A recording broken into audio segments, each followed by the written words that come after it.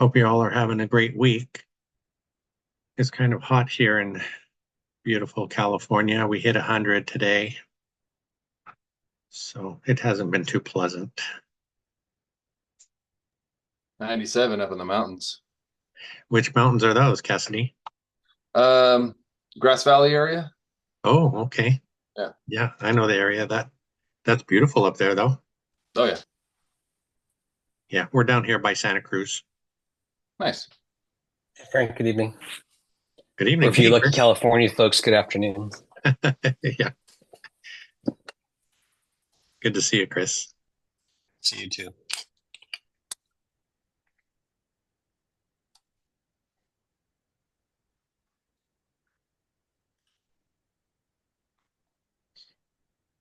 We were going to hang out a few minutes to see who else might jump in, but I'm not sure if you guys saw the video that Zuber put out about the new insurance company, Steadily.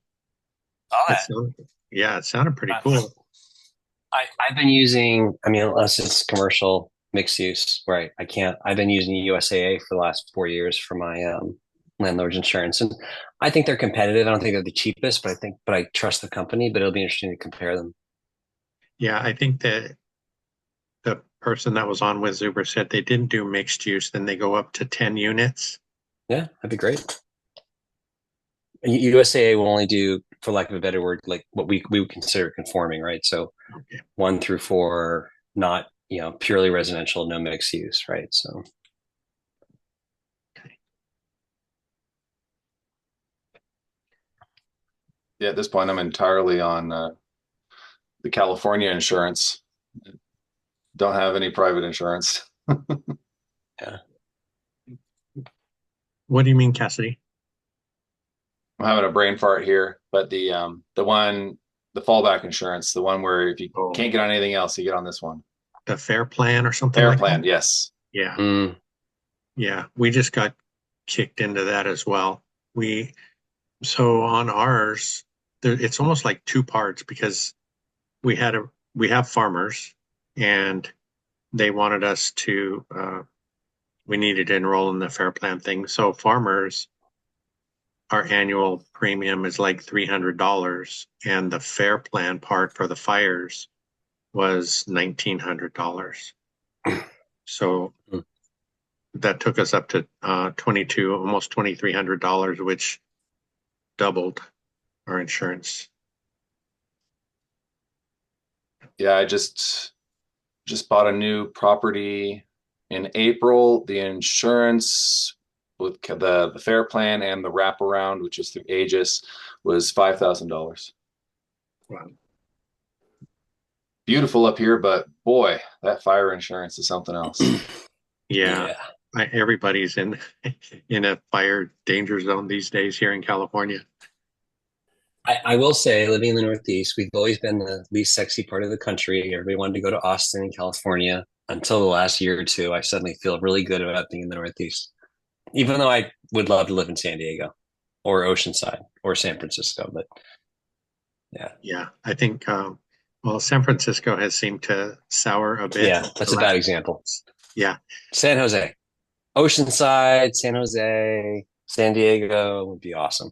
yeah, that's nice. We're about 40 minutes from San Jose, 35, 40 minutes Cool. over the mountain and by the coast. We're actually in Watsonville, which is 13 miles south of Santa Cruz, but Yeah. it's We did beautiful. a project with the garlic capital of the world, which is up in Oh, yeah. Gilroy, I guess Yeah. north. Yeah, yeah, yeah. We did a project with the garlic company. We did a project with an aerospace company, both in Gilroy. It was pretty interesting. You Oh, can smell garlic like for 50 miles within that. It's crazy. yeah. Certain times of the years you can't get away from it. That's just like here where we're at in Watsonville is called the salad bowl of the world. And Yeah, you can sure tell when they're fertilizing all the fields, getting ready for the next season. It's not pleasant. yeah.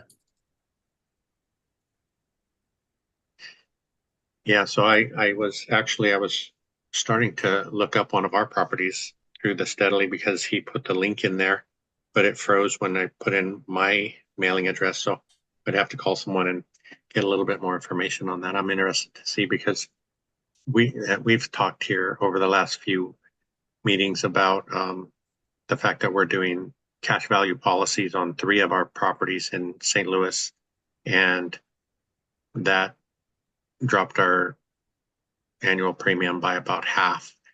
So it's been nice to save a few dollars there.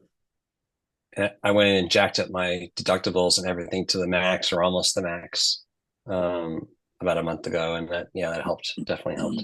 But they're definitely, you got to watch it. I mean, like, you really have to be mindful, because otherwise the default increases are just going to eat you alive over time.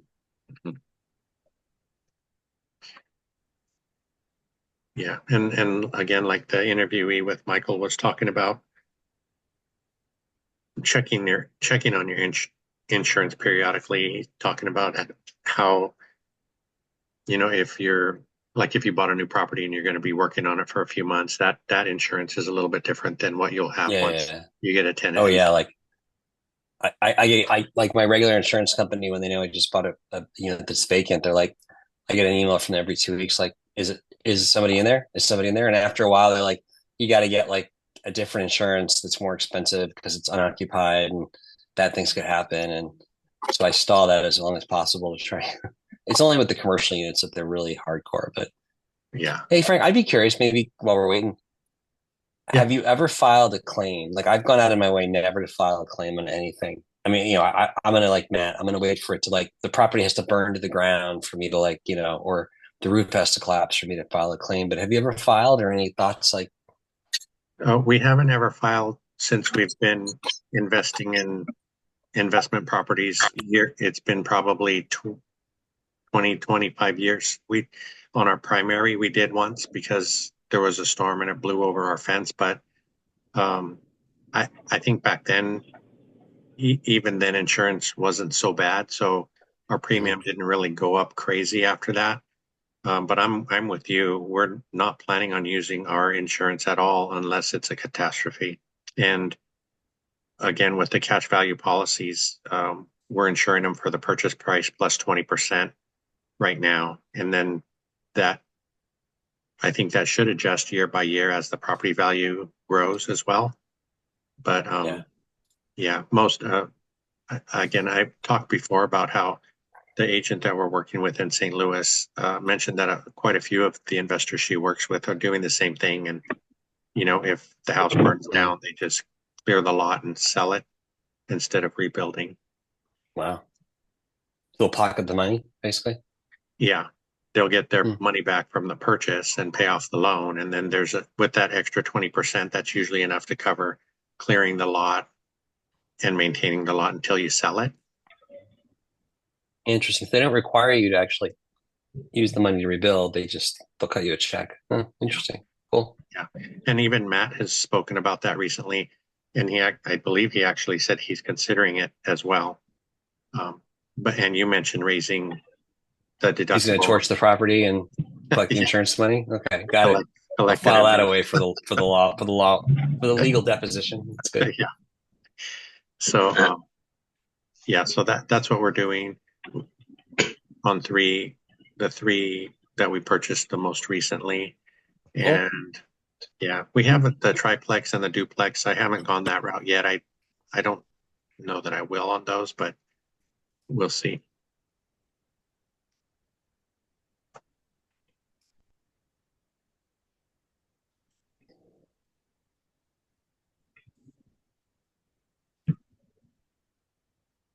It looks like we have a couple new people joining us tonight. David and Cassidy, have you been here before? I have not. This is my first time. Okay, great. Great to have you. And David. And Karen, which Karen is that? Not Molnar, is it? Hey, Frank. Yeah, it's Karen Molnar. Oh, hi. Good to see you, Karen. Good to see you too. So lately, over the last few weeks, we've just been starting out to check in with everybody, see if anybody has any questions or anything they would like to chat about early in the meeting in case you can't stay. You probably have heard, these can go kind of long.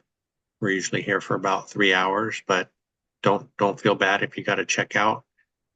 but if you do need help or have any questions, let's get them in early, and that way you get the help that you're looking for. Maybe if you guys don't mind, I'll check in first with Cassidy. You started to tell us where you're at, and maybe you could tell us what kind of investing and where you're investing. Sure. So I invest at home, which is the Grass Valley area. I have, let's see, I have 3 properties, and they're all duplexes. And I also house hack in one of those duplexes. This will be the second house that I've house hacked. I bought one of my duplexes during the super low interest rate era, I should say, of 2021, and I was able to pay enough for that to not have to house hack it. But yeah, I work a W-2 as a project manager, and when I got my first duplex, it was because I couldn't afford anything else. Single family homes, I knew what my budget was. Wasn't making a whole lot of money, and so trying to find something I could fix up. I've been working construction since about 8 years old, so handy with a hammer. And yeah, I just wasn't finding anything, so I decided to go bigger and rent out the bottom, and then that just worked out really well. That's awesome. Yeah, I'm a contractor as well. No new construction, but residential remodeling for, I think this is year 34 now. But I really enjoyed it. I was lucky to fall into it. So in that area, I'm familiar with Grass Valley. Obviously, I guess you're able to cash flow on the properties that you've purchased. Have the prices gone up recently? Oh yeah. Yeah. They've gone up, and right now it's kind of difficult to find a place that'll cash flow, duplex wise. Oh.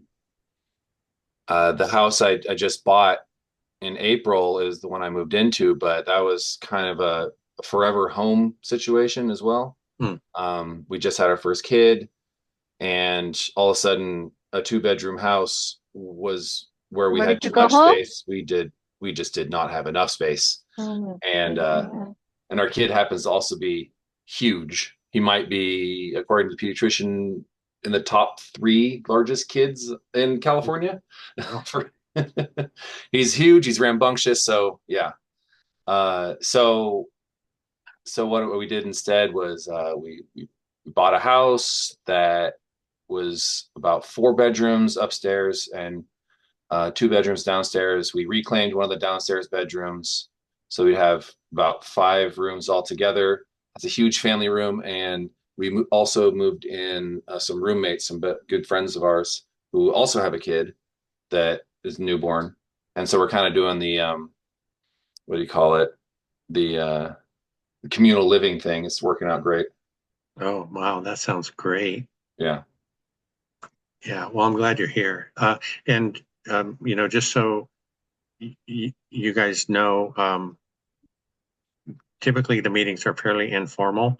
And as you're here more and more, you'll see that we get off track sometimes. But and I don't know how much you know about me and my wife, but we just got restarted investing recently in 2021. We tried back in 07, lost what we bought back then, went through bankruptcy. And so I still consider myself a rookie, but there are a lot of people in this group that have a lot more experience, and that's where all the value comes. I think, so if you have questions that are above my pay grade, there's usually someone in the group that can help, and everybody's very willing to help. That's awesome. Yeah, cool. Thanks for being here. How about you, David? Are you there? Yes, I am. Hello, everybody. Great to meet you. Thank you. Nice to meet everyone as well. Well, I'm a super rookie, as in I have no deals. I'm looking for my first deal. Me and my wife just got a hold of about $60,000. So we live in the DFW Plano area in Texas. So Really anything within a 50-mile radius of us is what we're looking for right now in our buy box. Just looking for a single family home, 2 bedroom, 3 bath minimum, and then just hoping to get from there. So my focus right now is kind of just finding a good agent and then just checking Zillow, the MLS, trying to find my first deal and learn and soak up as much knowledge as I can from everybody. Yeah, that's great. That's one of the benefits over well, we've been doing these meetings since last February, I believe, is when we got the idea to get these rolling. But there are some other people in the group from Texas. Sam might join us later, Sam Farjo, and a couple others that I don't recall off the top of my head. But we have people jumping in from Florida, Atlanta, Hawaii. Mikey and the financial firefighter are both from Hawaii. Michelle's in Washington. Chester's in Maryland. And Jason's in Chicago. Chris, I believe, is in Pennsylvania. Yep. Yeah. And Jared is in Oregon. He invests in Arizona. Michael, I'm losing my memory. Where are you again? It's in Winston-Salem, Salem. North Carolina. Yeah, and Dennis, who's with us, is in South Carolina. And I believe Karen too, North Carolina. Yep. In the Raleigh area, Raleigh, North Carolina. Yep. Great. Yeah, so there's a variety of people. So thanks for chatting for a minute, guys. So we were talking about the insurance thing, I guess some stuff that's been going on recently. And if you guys have questions, just feel free just to stop me, because I just was thinking about a couple other things to keep us going until a few more people jump in. Oh, Esther joined us. She's in Washington as well. She purchased a couple places in Gary. We have one place in Gary as well that we bought from a turnkey provider. And Mikey being in Hawaii, he invests in Pittsburgh. So there are a few of us out of state investors. We have properties in St. Louis, St. Joseph, Missouri, Illinois, Milwaukee, and Indiana. So we're kind of spread out all over the place. But so one of the other things that was going across all the on YouTube this week was the fact that a few markets are slowing down rent-wise. And I don't know if you guys are experiencing that, but out of the places that we invest in, one of the zip codes, the FMR is lower for 2025 than it was for 2024. And that's one of the zip codes in St. Louis. The other two zip codes that we're in St. Louis had a slight increase, and the Milwaukee had a slight increase. So for us, we do have, well, we're going to have a few more units to fill, but right now we have 3 to fill, 2 that we just acquired that are getting rehabbed, and not major rehab, but just some lipstick. And then one of our tenants is moving out soon. So we'll have 3 in the St. Louis market to fill. And I was getting a little bit concerned with all this news about things slowing down a little bit. But we're going to do our best, and we'll report back when we end up filling them. I know someone on one of the other calls was in Texas and mentioned that her unit had been vacant for about 3 months, and they were talking about that. Zuber and some other people had mentioned some things that they try to do when they do have vacant units to help them rent faster. And before you get to lowering your rents permanently, they had suggested maybe doing like a move-in special. We've considered those in one of our markets, maybe half month off the first month or something like that. They also talked about how your properties are listed and making sure that you take good quality photos.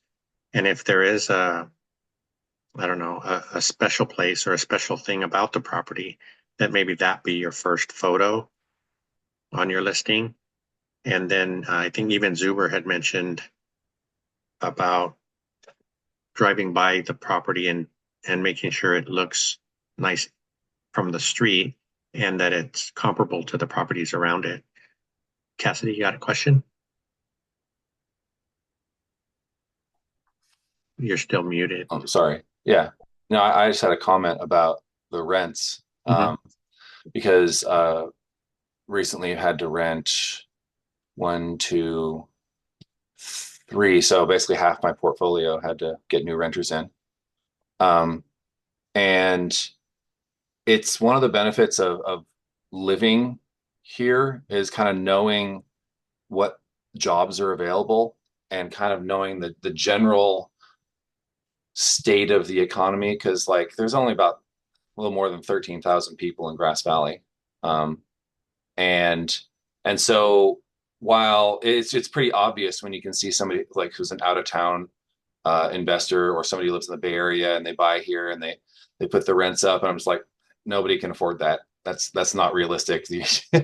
And every single one of those ends up going back on the market in about 6 months, and they're trying to flip it and they're trying to sell it for a whole bunch, and that's just not the way that works up here. And so some of those prices have come down in terms of like what they're going for, but like I'm pretty realistic about knowing what I can get, you know. And the bottom line is that for a 2-bedroom house, even on property, if you go over $2,000 a month up here, then it's risky. You know, especially if that's, you know, what you need to hit in order for the place to be profitable. That's getting pretty risky that you're going to be able to keep somebody there for longer than a year.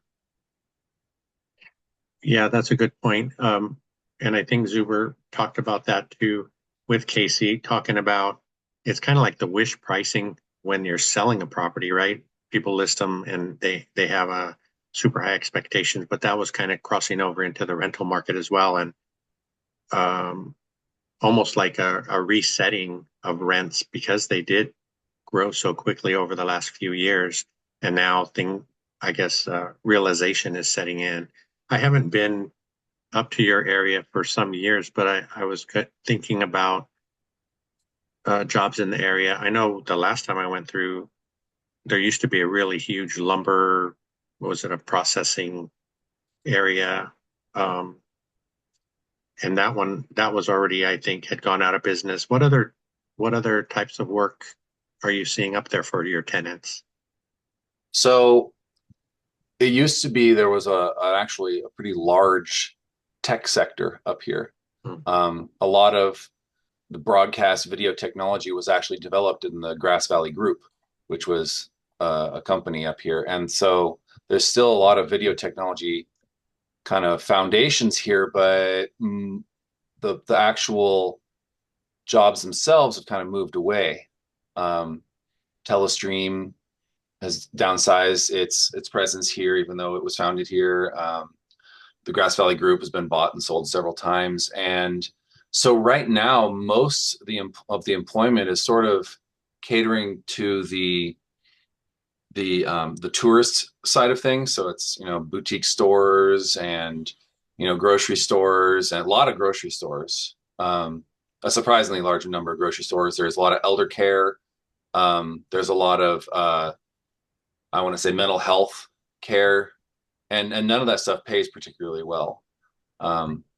And so you're kind of more looking at somebody, you want like a couple, because the jobs up here, they can kind of go pretty quickly sometimes. Mm-hmm. And also Section 8 is a little different up here too. It's controlled by like Yuba County. And so they hit like, it's like 2 or 3 other counties entirely. So they don't really do I want to say is a close of an inspection. They don't really have the time nor the care to really, like, all they're really caring about is like, are the light switches working and not broken? and basic stuff like, are the windows there? I mean, like stuff. None of the horror stories I've heard about for like cracked tile or something like that. It's pretty generic, and the number of vouchers are insignificant. I mean, infinitesimally tiny. And even if you open up a rental, like I have, every time I've had a new spot, I've reached out to Section 8 and said, hey, if you have anybody, they just don't even have people who are ready to move in. So it's a whole different ball game up here that way. Yeah, I was thinking, and you mentioned too that, having a couple because of the job situation and how quickly it can change, it seems that's a little touchy too with a lot of the jobs being tourist based, like you said. That's another thing that could go quick. hmm The grocery stores are reliable, but they're just grocery stores. Yeah. And then there's a surprisingly, I want to say, a growing sector now of like light industrial, and like sort of entrepreneurship. So we'll see where that goes, but that seems to be kind of a promising little sector in Grass Valley right now. Hmm. Um, what county are you in? You mentioned Yuba County. Yeah, I'm in Nevada County. Okay.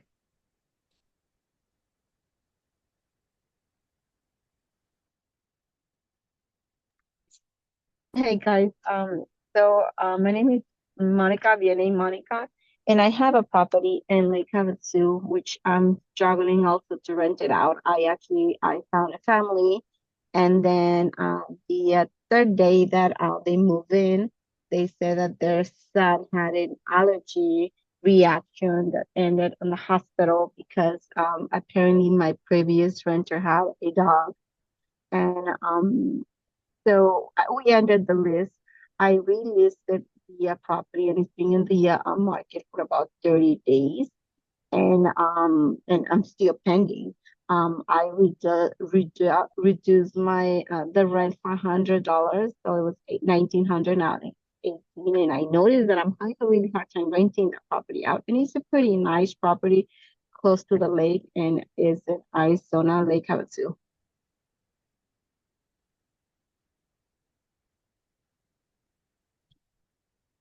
So the child had an allergic reaction because of a previous pet, and Mm-hmm. and so they moved out. Yeah. Okay. And you're having quite a bit of turnover. Yeah. I mean, I think that situation got me a little bit nervous because the child ended up in the hospital and they were like, you need to terminate the lease. And I was like, you know what?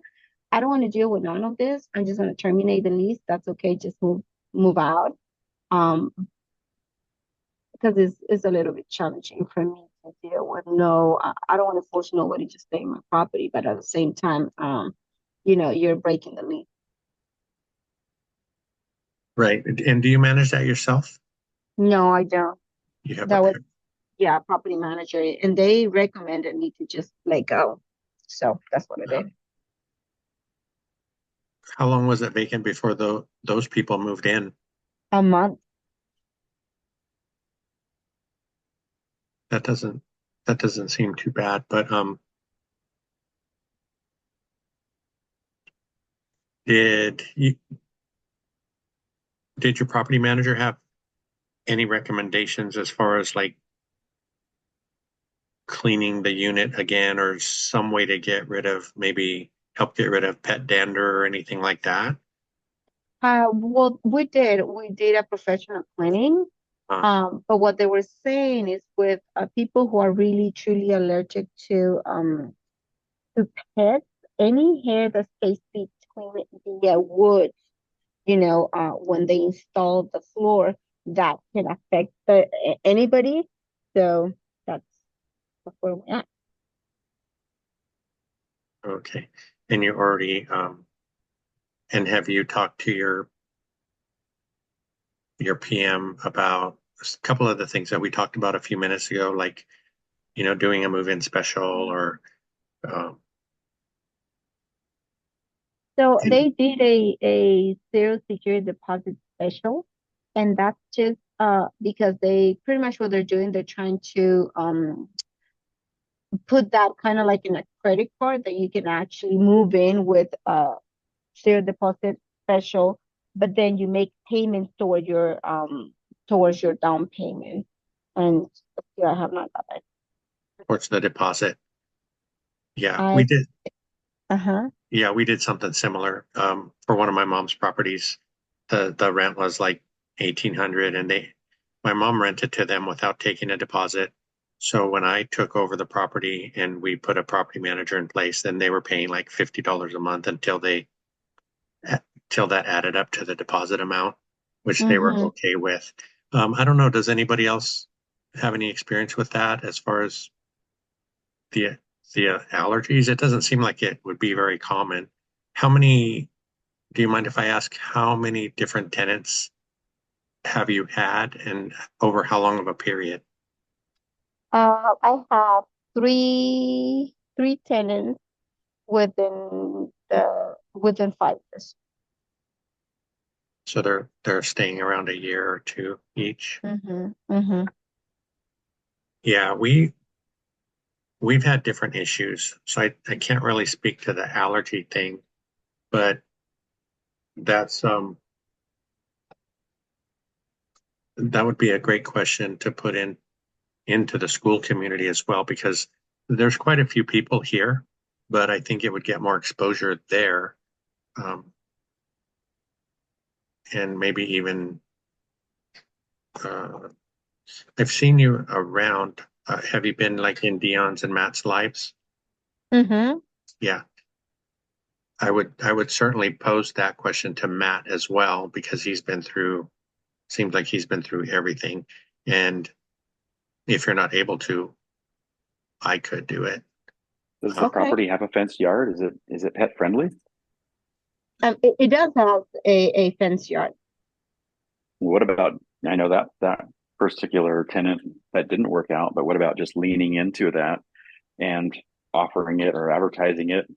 And kind of like they've been talking about in some of the recent videos of take a picture of the fenced yard from a nice angle and just use that as an angle to attract a tenant with a dog. I know the dog was a problem for that past one, but maybe it's a good one for future Mm. one. Mm-hmm. That's Mm-hmm. yeah, that's a great suggestion. And That's actually a strategy I use. oh, is it? Yeah. People who live up here, they usually have pets. And so I actually try to cater as much as I can to dog owners. And if somebody, comes in and says, they don't have pets, I make sure that they know that animals have been here. Oh, okay. Yeah, I was wondering about that. Maybe that's something you could chat with your PM about, and just Yeah. make sure any other applicants know that. That's a great suggestion. Catering to pet owners. Robert, did you have a comment?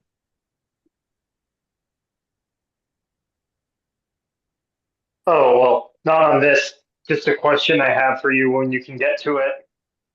Okay, we'll come right back to Well, you. thank you guys. I appreciate that. I'm gonna follow up with my property manager. Okay, yeah, of course. Hope that helped. How about this is Esther. How about in terms of the cleaning the house? Did the house get cleaned very well actually? Yeah, I think she mentioned it got a deep cleaning. Professional cleaning, yes. Okay. But I imagine even one of the deepest cleanings, like you said, if hair and dander gets even under the floorboards or behind baseboards or anything like that, it's not going to be easy to get out. Yeah. I think I remember.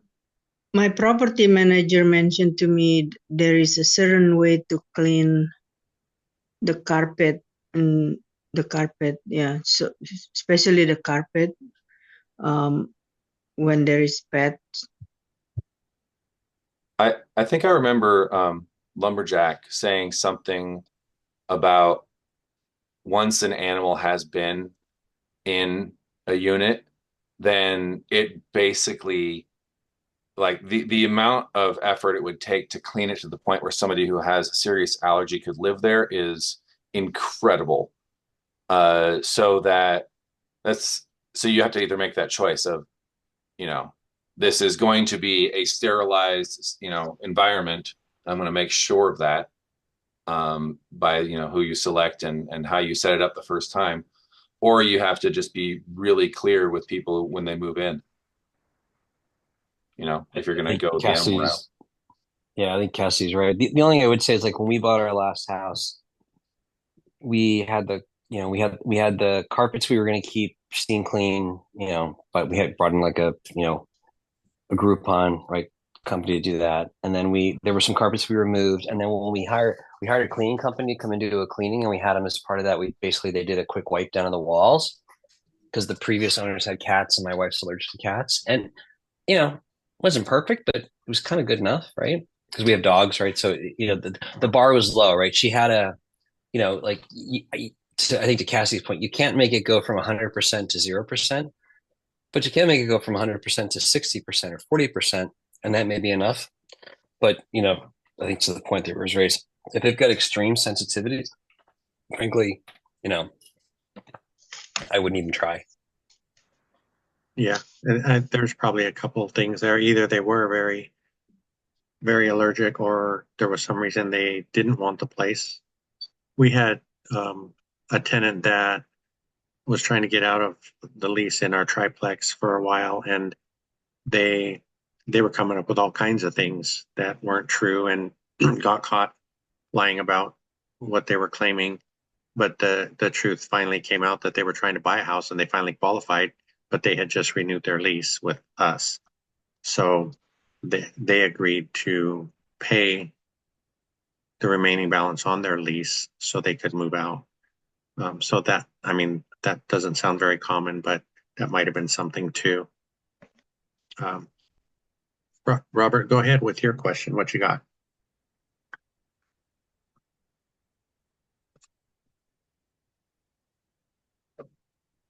You're muted if you're talking. Yeah. No, phone was in my pocket trying to do something. All right. Have you ever cut a door before? Cut a door? Cut a door. I need to cut a door. Yeah, just about 500 or 600. So like this. Yeah. So this door right here, 30 inches needs to be somewhere between. Well, left.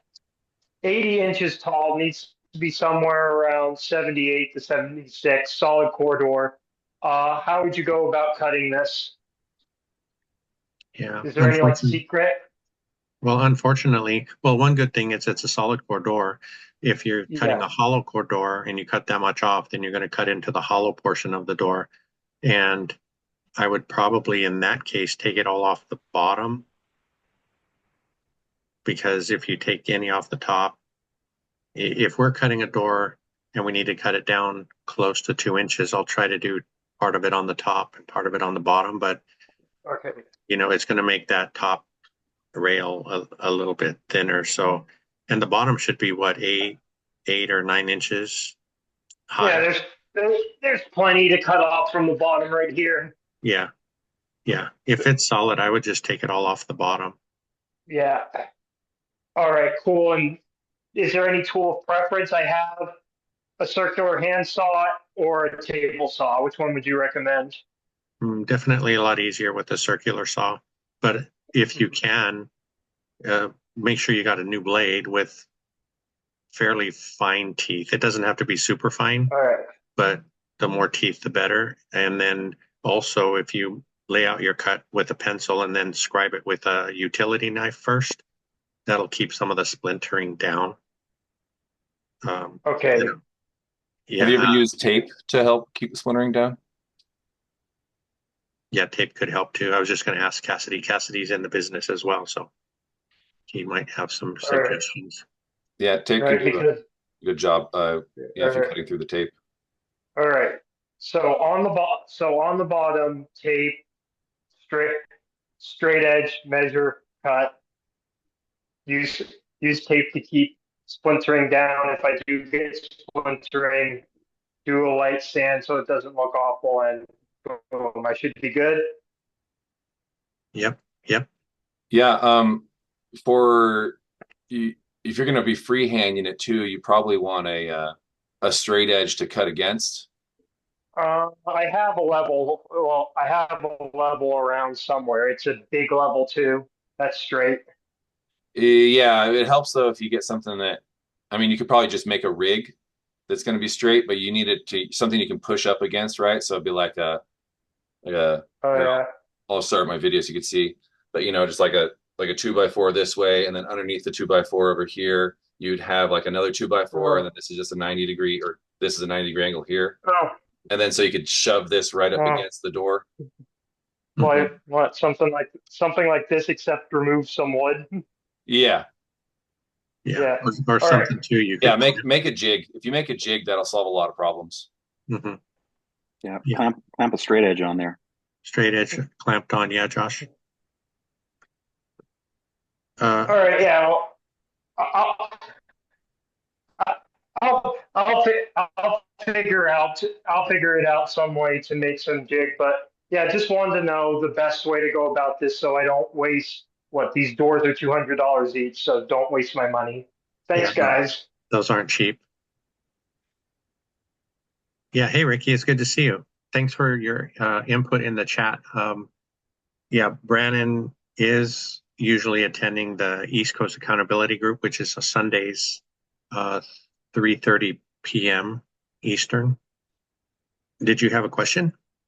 Yeah, so I'm pretty soon gonna be closing on this property soon, and the tenant, there's already a tenant in there.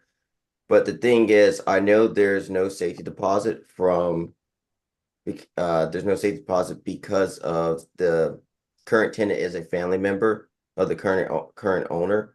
So what can I look at remedy is like, do I need to get a new lease and then I can try to get a safety deposit from there, or how would I look at that?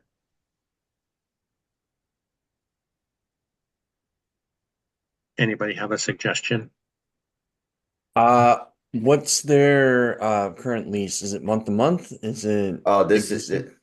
It's more like tenant of will, but George is considered month to month. There's no official lease.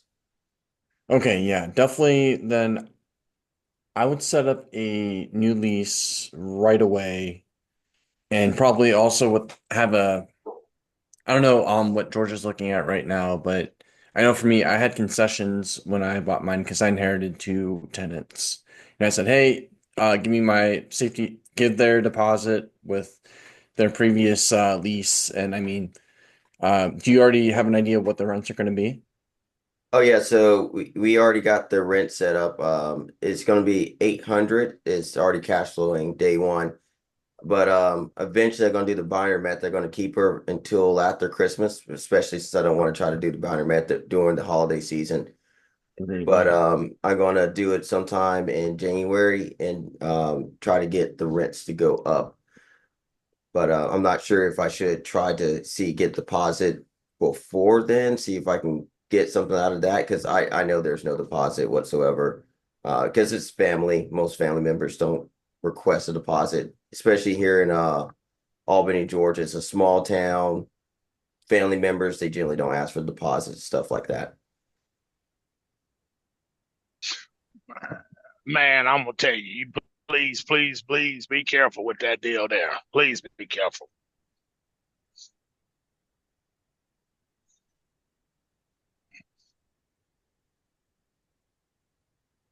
What do you mean? Why do you say that, Val?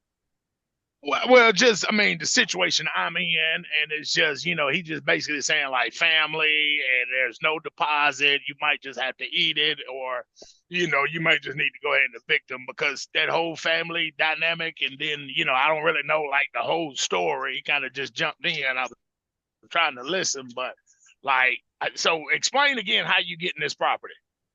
So and if you watch one of the older videos with the three amigos, actually talked about the deal. So I got this deal from a family friend. It's also the employer of my wife. He's a real estate investor and also a real estate broker. and he knew I was looking for my first property, and he said, "Hey man, I got this great property for you.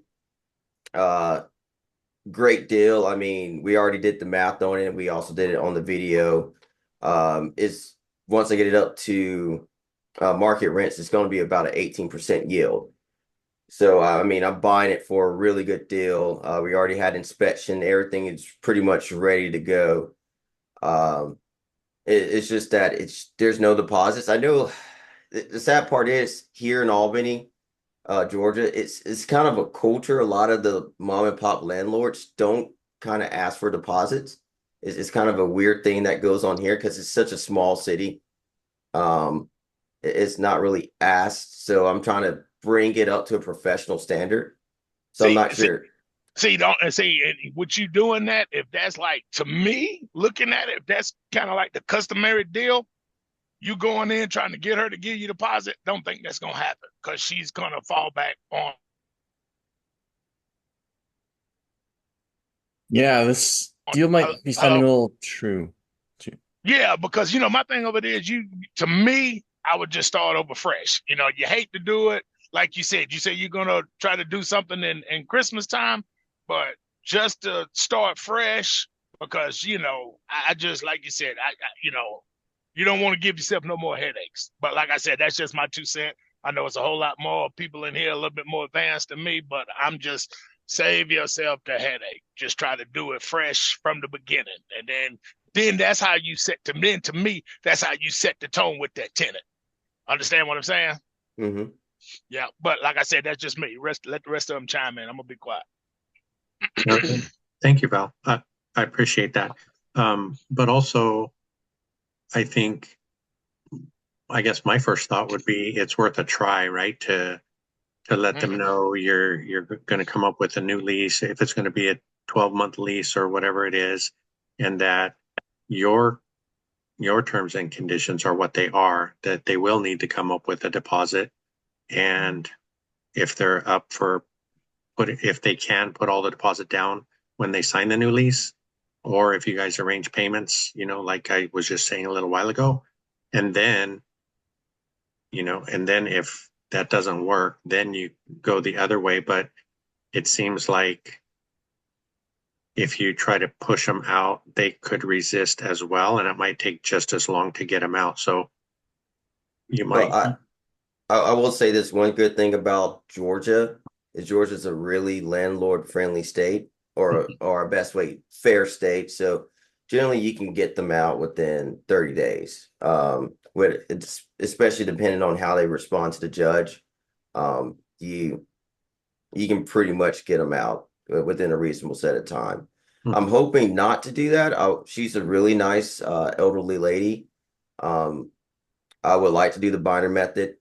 That way I can also do the repairs on it, the outside repairs, because a lot of it's cosmetic. I'm not sure if you saw the video, Frank, but a lot of it's cosmetic, and start working my way on the inside. And once we hopefully, if we can keep her and we keep going up on the rents, eventually get the market rents, I don't have to do as much repairs, because the last thing I want to do is start eating that, repairing it, and spending a lot of money on it. Yeah. Well, I think, go ahead. Oh, no, yeah, sorry. This is ringing familiar for me as well.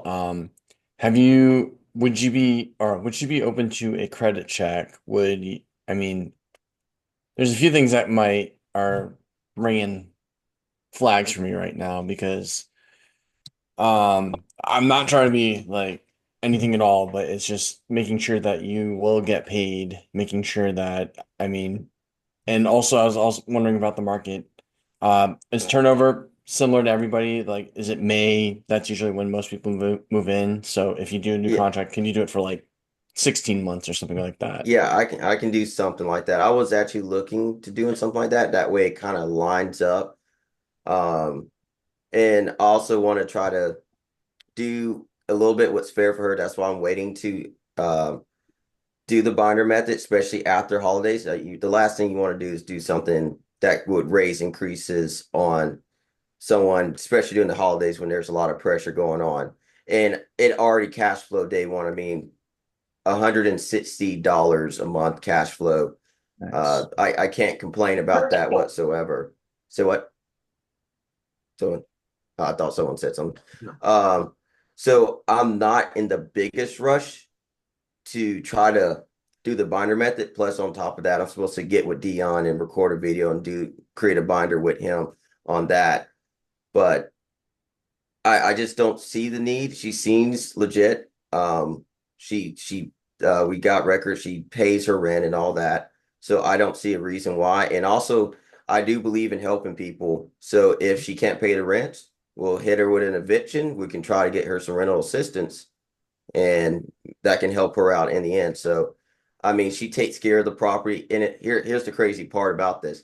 She lives in a 4-bedroom, 2-bath house by herself and her dog. And the property is not in bad condition whatsoever. So I'm willing to wait a little longer to get it up to market rents. Yeah. Yeah. If you go back to some of Matt's old stuff, he can tell you about his experience the last time he tried to help a family stay in their house. And that isn't going well. The other thing, just off the top of my head, is that this is a business, right? I mean, we all want to help people, but this is your livelihood. This is our livelihood. And our property manager had also suggested, because of the winter months, doing a 6-month lease. And Dion usually, and he'll tell you, when he inherits a tenant, he'll let him go for a few months to see what kind of a tenant they are. And it's great if she's paying and she has a history of paying. That's awesome. But will she be able to get you your deposit? Even if you agreed to $25 a month until she got, whatever the deposit is, 800 or whatever it might be. But yeah, I think. Yeah, the other thing that you're probably, skirting around is that if she's an older woman, is she on a fixed income? I was about to say that. Yeah, you mentioned she's older. Yeah. I mean, she may be sweet, she may be paying on time, but a fixed income, you can't really adjust, Yeah. You could do the binder method all you want, but it's not going to get you anything. Yep. Yeah, that is one factor I'm looking at. That's why I want to see if I was going to be willing to keep her, try to do that 2 to 3 month period, see if she is worth keeping. I'm not in the biggest rush to remove her because I want to try that method, see how that works. If the binder method doesn't work, she's gone. I mean, not to be heartless. No. That's how the binder method worked for us.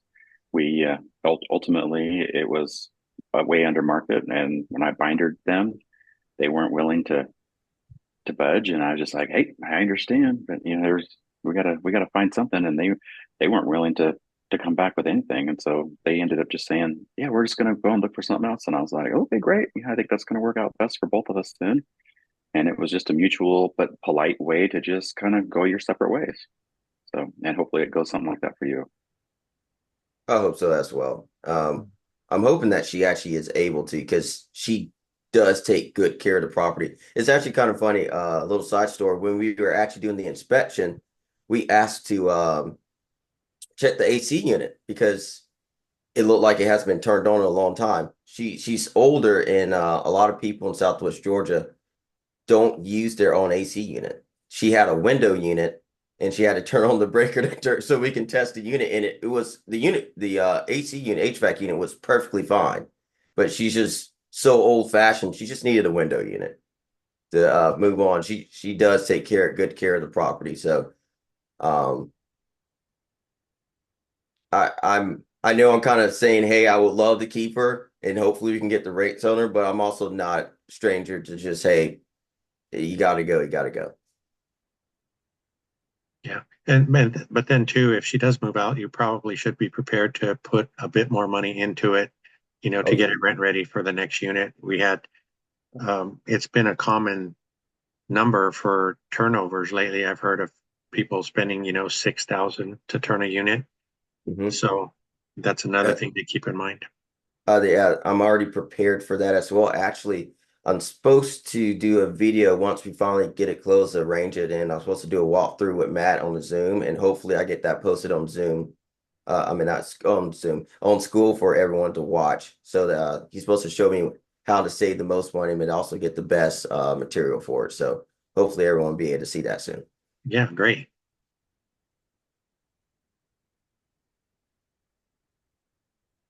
This is great. We have quite a crowd tonight. Pam, it's good to see you back. Gene, it's nice to see you. Lindsay.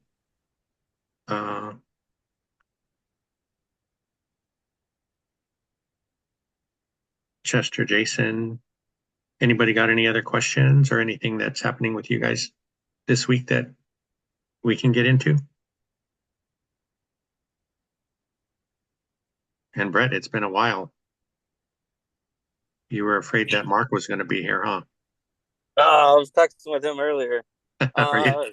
Work's been crazy, so yeah, I haven't been able to sneak on here. I'm at work now, but we're able to get on here and listen at least a little bit. Nice. What are you working on? It's kind of late over there. I'm working at my real job. Oh, okay.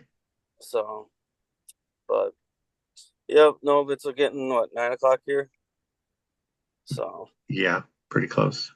Yeah, cool. Glad to see you. And Brett's another firefighter. He's in Milwaukee. He's got a bunch of duplexes. Let's see.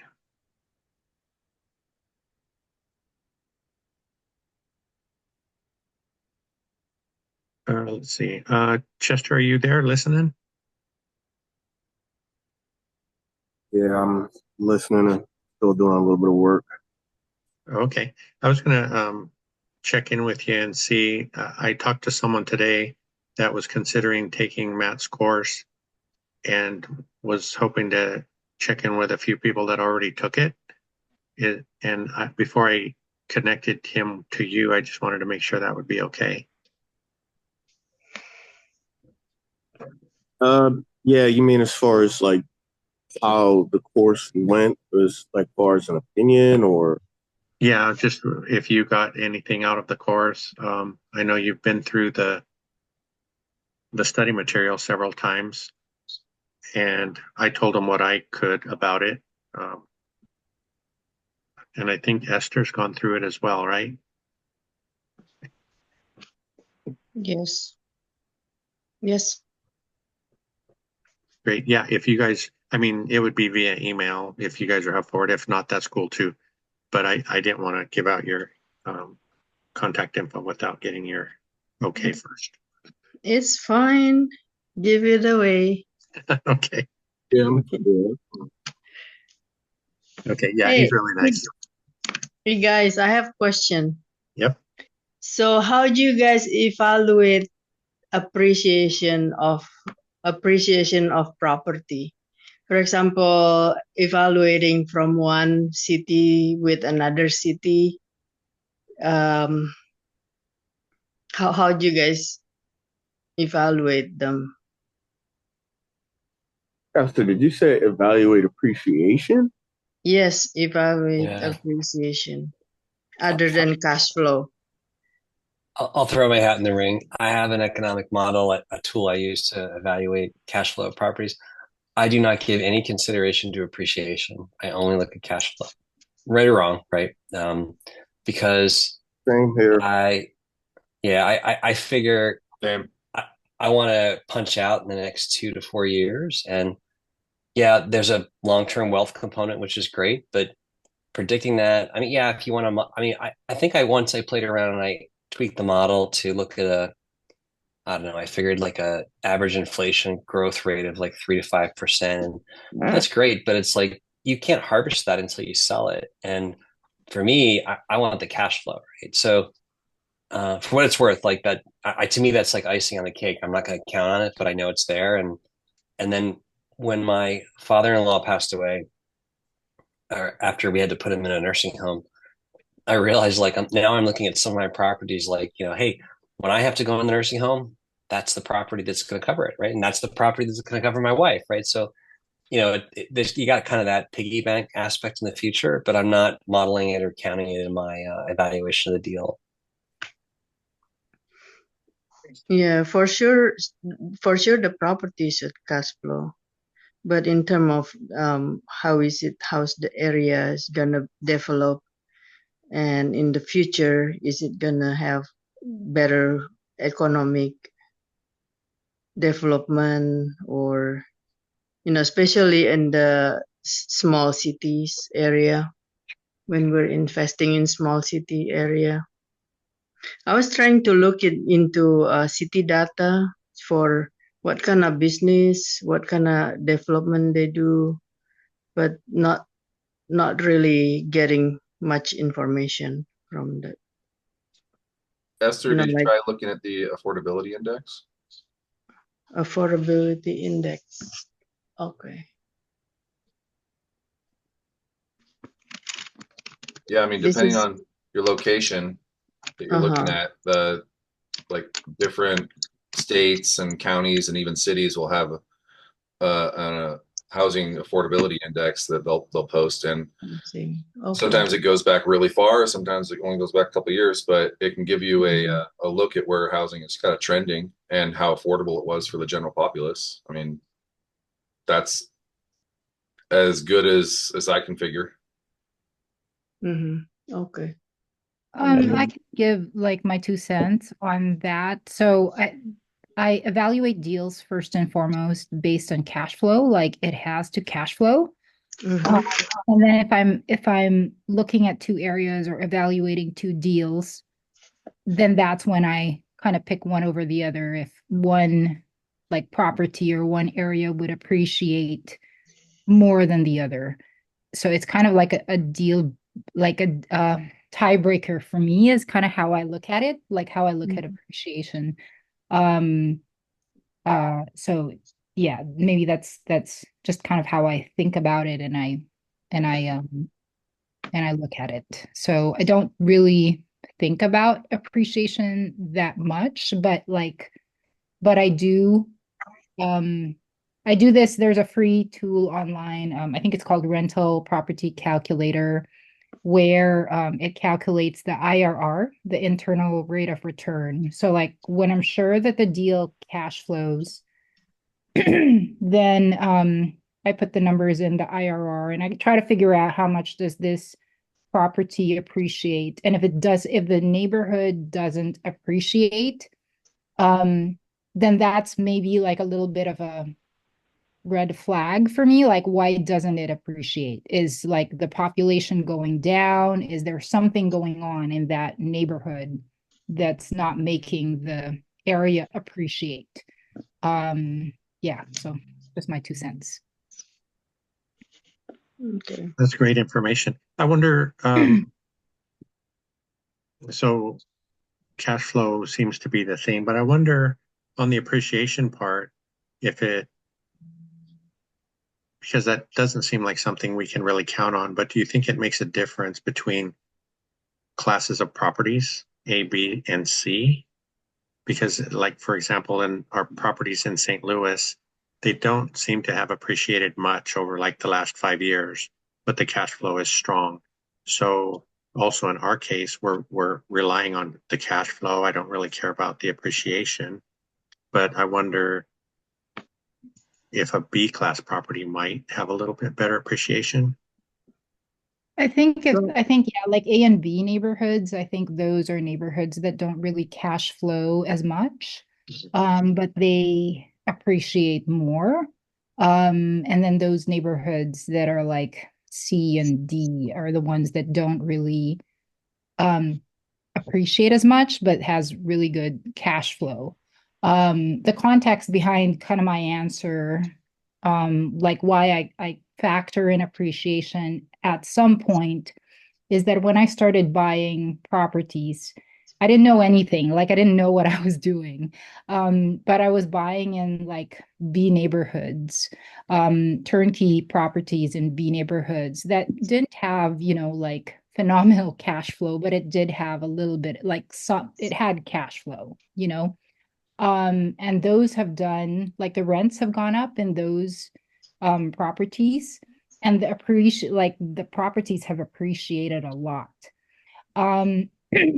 And then fast forward to last year where interest rates were so high, I said, okay, like let me like look at the C neighborhoods, the ones that have stronger cash flow.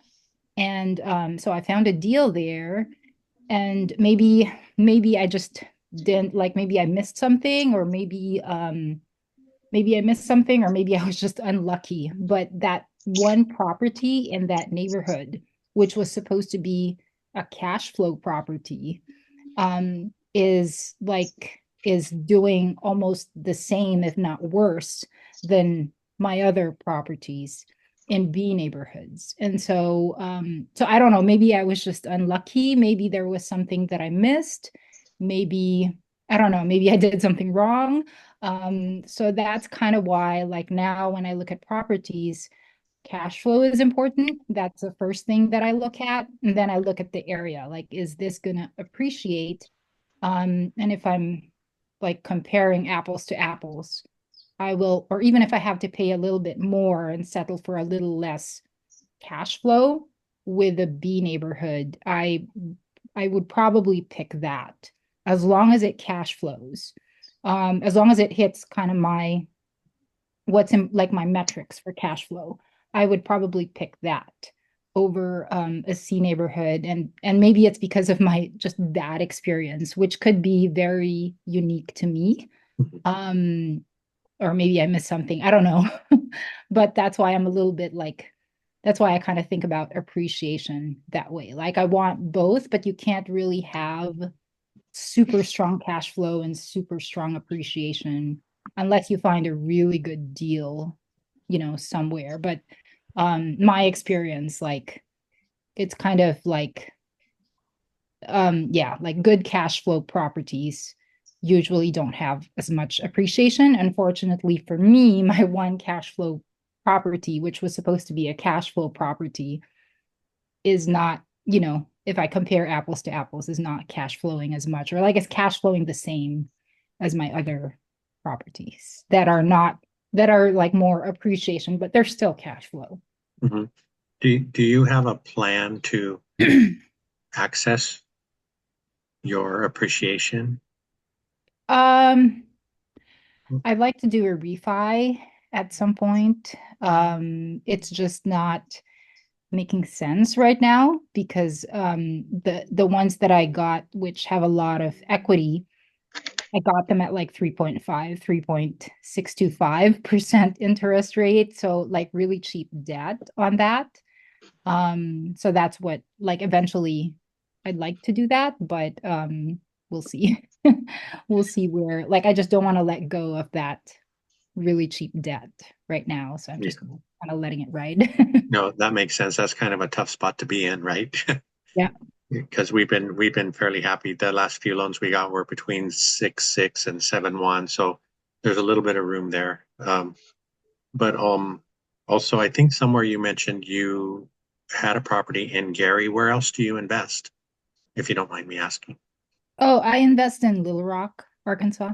Okay. Little Rock metro area. So the one in the C property that I bought was in Southwest Little Rock. So very good price to rent ratio.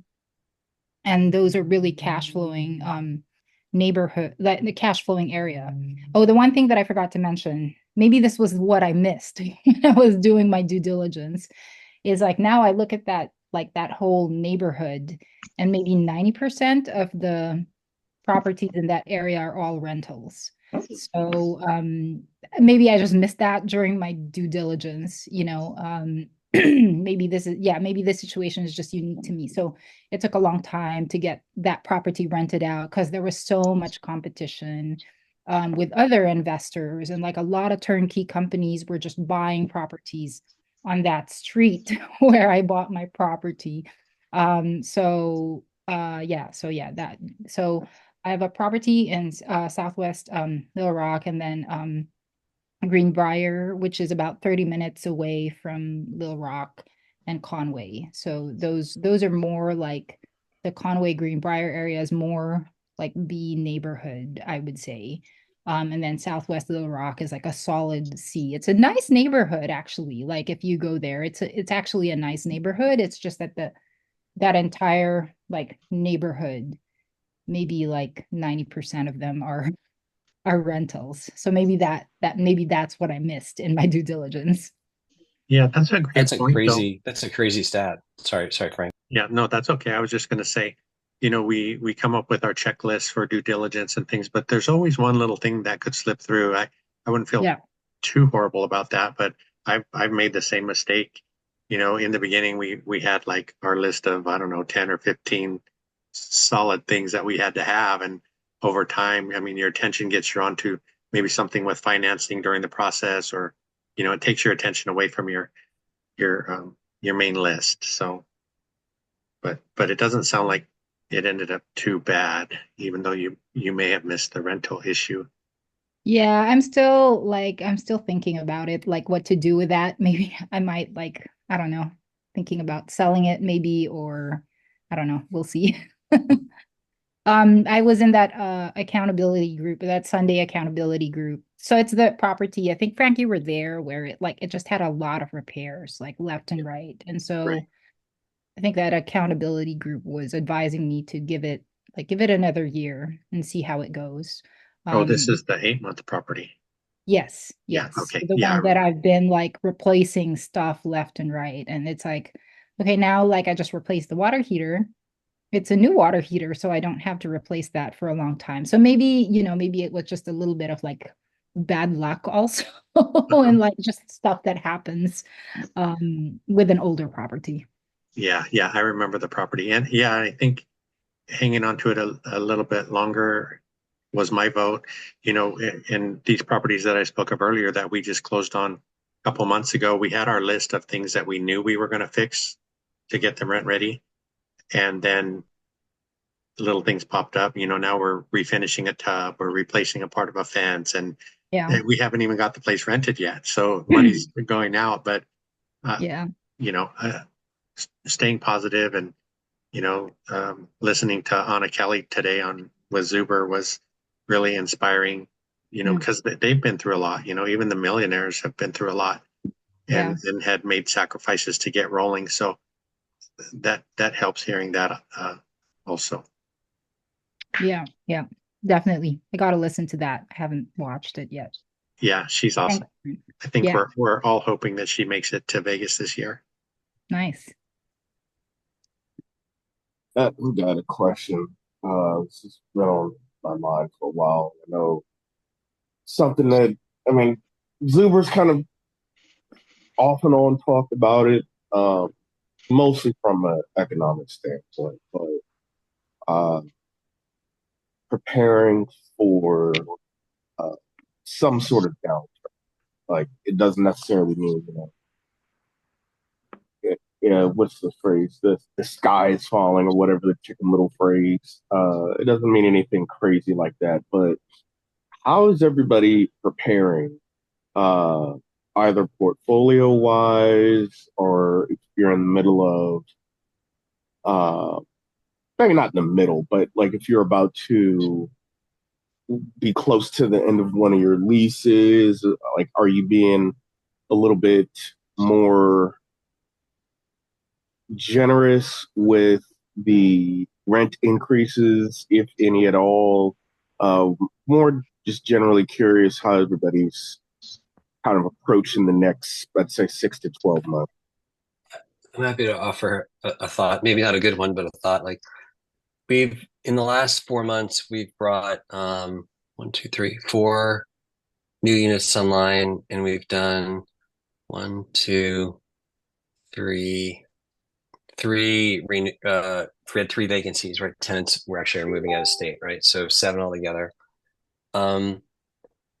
I feel like there's been so much volatility in the market in the last couple of years. I don't really think we know where rents really are. And my markets are not either dense enough that I have good data, or my units are like in Lancaster, PA. My units are so much nicer than the dumpster fires that are, in the rest of the city. Those comparisons are meaningless. So I took my target rents and I bumped them up by anywhere from $100 to $300. And I put it out there to see what I could get. And the thing that just shocked the hell out of me was I got it. I got it. I got it all. I got all of it. I think one tenant pushed back. I did a $50 reduction. So for what that's worth, I feel like I don't know that the markets have really fully caught up for inflation. I don't know that I think people are struggling to find housing because of the high interest rates to buy. And I think if you have, and the one thing I'd say is though, most of our units are solid Bs, B pluses, and maybe a couple of cases A minuses, right? So for what it's worth, I think that it's worth if you can tolerate it, if you can stomach it, it's worth doing a little exploring of price in the market, maybe test the market a little bit. I think you might be surprised. Now, obviously, that varies by market. There's a lot of things, but I'm in two markets. I'm in Lancaster, PA, in the nicer northwestern quadrant, and I'm in the Philly suburbs of Collegeville, King of Prussia, Trapp, right? Which are decent markets, right? So anyway, food for thought. I wasn't expecting that, but that's what I found so far. That's been mostly because, like you were saying, your rentals are generally speaking higher quality than the ones that are Most of those I've refinished in the last 12 months or in the last 6 months, right? So it may not be a fair comparison. So they're pretty new, right? They're somewhere between like significant reskinning to complete re-lets and modernizations, right? So take that into account. But even the units that I inherited that I don't have the capital to modernize that I inherited, they're kind of like B minus units. I've leaned forward and bumped those by $50 to $100 and had no problem getting it, right? So I guess all I'm saying is that and my day job is I work in supply chain, right, for industrial products, right? And I would just tell you that there's so much change in the market between the tenants and the market conditions that I don't think anybody's got a really good handle on what market pricing really is. And I feel like everybody's got to do their own market testing to say what is the price for these for my units, right, in this particular market. And some of you may have it dialed in, but I wouldn't be shy about challenging yourself to see if you can test the limits a little bit. You can certainly go conservative and say, hey, I know if I rent it for 1,300, I'm going to get somebody tomorrow. But like I used Matt's kind of FOMO technique. I don't do individual showings anymore. I only do open houses. I do a marketing blitz across all the rental sites through Hemlane, and I do a marketing blitz through Craigslist and Facebook Marketplace on my own. And I'll get 5 to 12. This last year it was 10 to 20 people at an open house. Now it's like 5 to 10. I get 1 or 2 good qualified applicants, and anyway, just food for thought. But I think something to think about.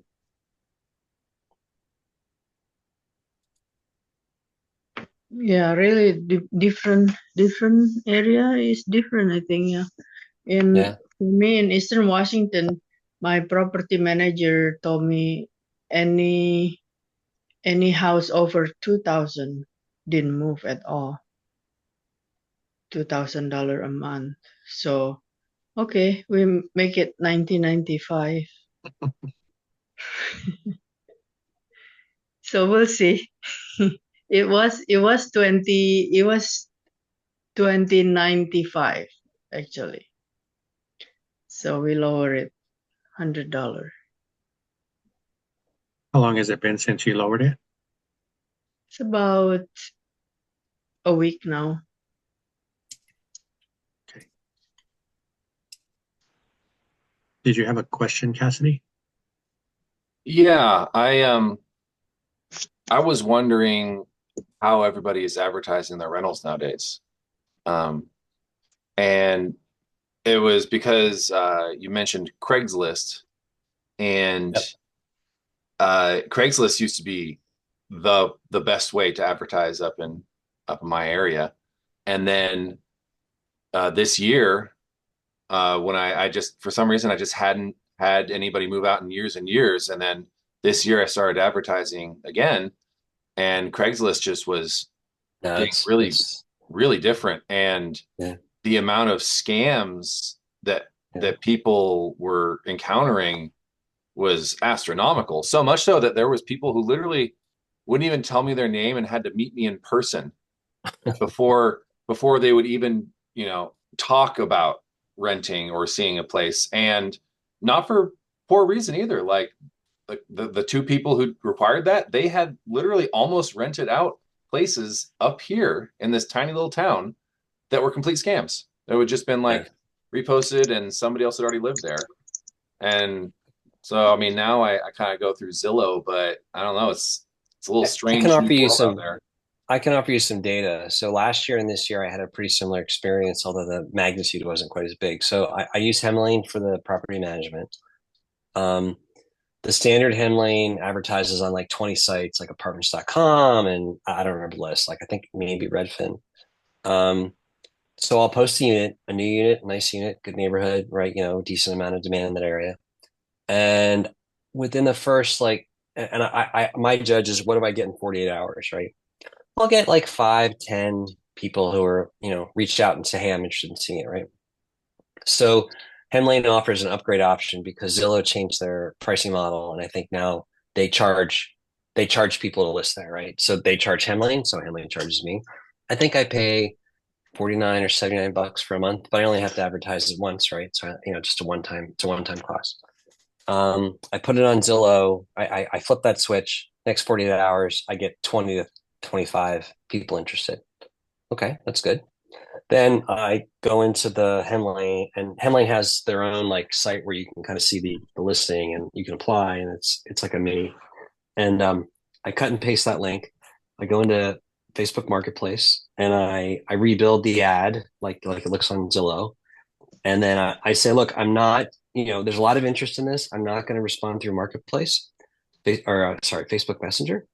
But if you want to go to, here's the Hemlane website, and you can either go to Zillow if you're worried about a scam, or you can go to Hemlane and you can kind of apply. And oh, by the way, we're doing an open house, and I placed that on all the sites. We're doing an open house this Saturday, like 10 to noon, and shop, right? Last year, within 48 hours, I got 125 interests. This year, slower year for sure, definitely. I got maybe 60. And I had a chance at the Zuber event last February to talk to Frank, who's the CEO at Hemlane. Dana, right? Lovely woman, super smart, right? And I was like, hey, here's my data. I mean, Zillow is great, but how are you going to help me post on Facebook? And she's like, yeah, we're negotiating that. And there was a long story, but basically Facebook's not willing to partner or make it easier from an API perspective for people to post there. So she's working on it, but she knew it. She's like, that does not surprise me at all. That's, that's how things have evolved. And I would tell you that so we've got 26, 27 residential units right now. I'd say easily, let's just assume, 8 of them we inherited. They were good tenants. We still have them from 4 or 5 years ago. Just about every other tenant came from either Facebook Marketplace or Zillow, including we took one unit, we converted it to furnished. Cost us a couple of grand to buy some furniture on Amazon. Got some help, and we were going through the website for traveling nurses called Furnish Finder, and we got some really good leads. This is over COVID; it's died down quite a bit since then, but we posted on Zillow, and I got a corporate renter, and the traveling nurses are like, well, we'll pay if regular empty apartment, rent is $1,400, we'll pay $2,600, but only do a 3-month lease.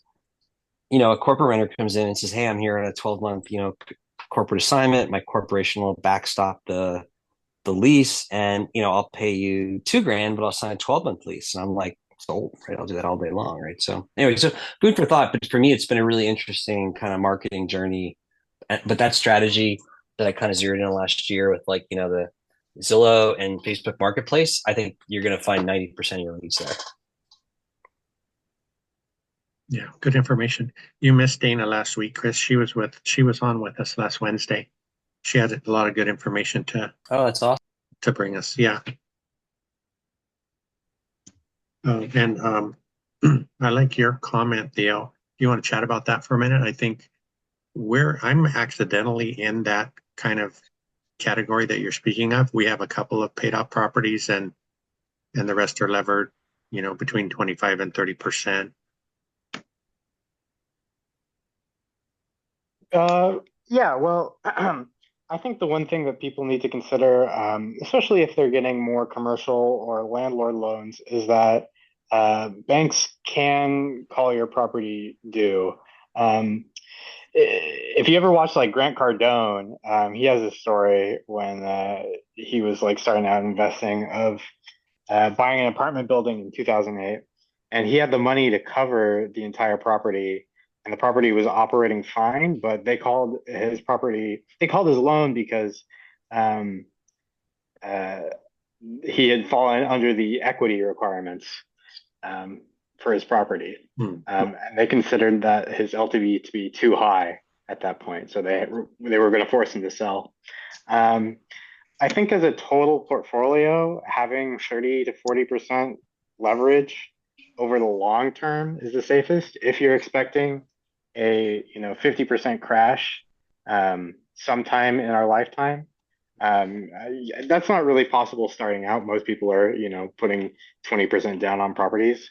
But as you move closer to financial freedom, I think it's important to pay down some of your debts and loans at the cost of some growth, to really get into a financial position where you're not going to lose any of your properties, or maybe only one or two of your properties if there's a severe downturn.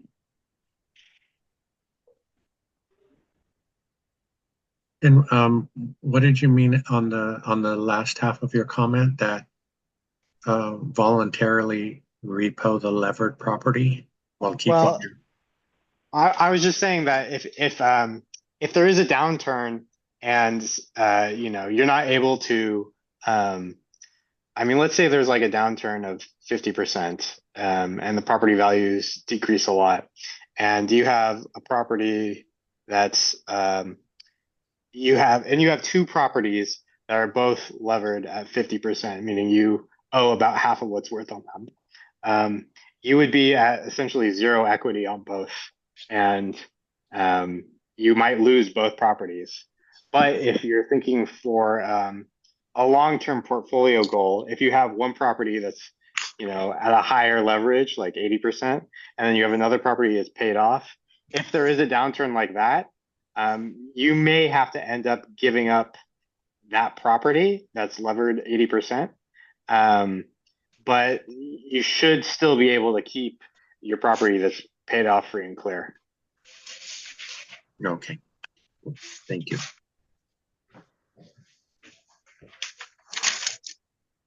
I also wanted to make a point about appreciation in markets.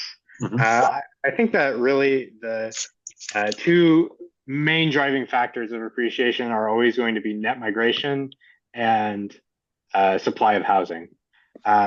If you look at all the markets that have the highest house prices and have the highest appreciation, it's always places that people want to live.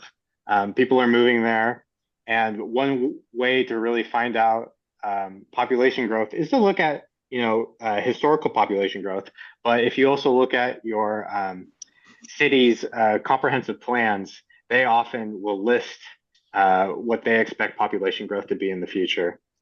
A markets are just markets that I believe have had people wanting to live there in the past and have appreciated because of that. But I don't think they're necessarily going to appreciate more in the future.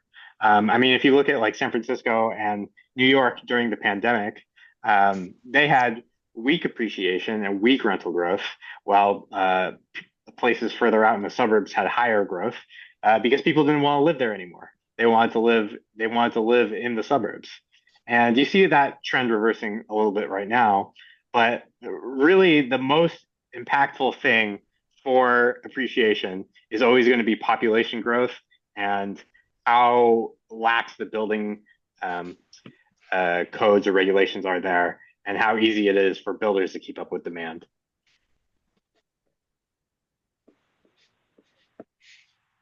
Good points. Good points. Thank you.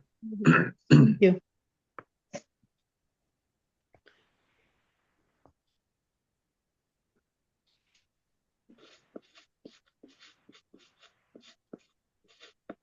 Hey, Basilio, good to see you. Do you have good news to report on your air conditioning? Hey, Frank, and everybody else. Good evening. Yeah, Frank. So I've been just dealing with a couple of repairs and things that I have to do, and it's crazy how like sometimes, with rentals, like everything goes smooth in 30 days, and then all of a sudden something breaks in one property, and then all of a sudden it's almost like the other properties find out about it and they start breaking as well. Was Um, the air conditioning we were talking about in one of your units or your home? I thought it was your house. Well, interesting enough is the drain line, my HVAC drain line got clogged 2 days ago in my house, and then like 24 hours later, in one of my duplexes, yeah, the tenant opened a ticket that the bedrooms are not cooling, like, and we found that there are some potential leaks on the line, and then the ducts on the ceiling, some parts are pretty much destroyed due to like I guess rats that have been eating or destroying that in the past. So I'm gonna have a section of the ducts actually replaced next week to take care of that. Um, but yeah, and the drain line here already got already unclogged the drain line here in my house, and then a dishwasher broke in another property last week as well. So I've been dealing with all of that. And by the way, that dishwasher I replaced it on April, but this was by the way a lesson learned for me because back then I was going back to my records, and in April the property manager gave me two options. We could either buy a new dishwasher or a used one at a lower price, of course, but with like I think it was like 3 4 month warranty, and I thought that it was gonna be okay, maybe getting a used one. So I tried to save some money there by getting buying that used one, but I don't know. I mean, to me, after this issue, I'm not gonna buy any more used dishwashers because I think those are type of appliances that break very frequently. So and really, I was only saving like $200. There was only like a $200 difference between the new one versus the old one. And literally, the warranty that I got on the used one was like 3 4 months, and then after 7 months of use, after I bought it, the used one, now it broke. Now I'm out of warranty, and I feel like I lost all the money that I could have used to really put it towards buying a used one. Sorry, a new one, right? Back in April. So I'm not gonna do that again. I'm just gonna buy new dishwashers. I don't even like them at all, to be honest with you. I wish I could just get rid of them because they just become another repair item in the rentals. But some people make the point that hey, most tenants that live in single family homes, they would like to have a dishwasher because it's very convenient. But I don't know. I don't have them in most of my rentals, but in some of my rentals I do have them. So yeah.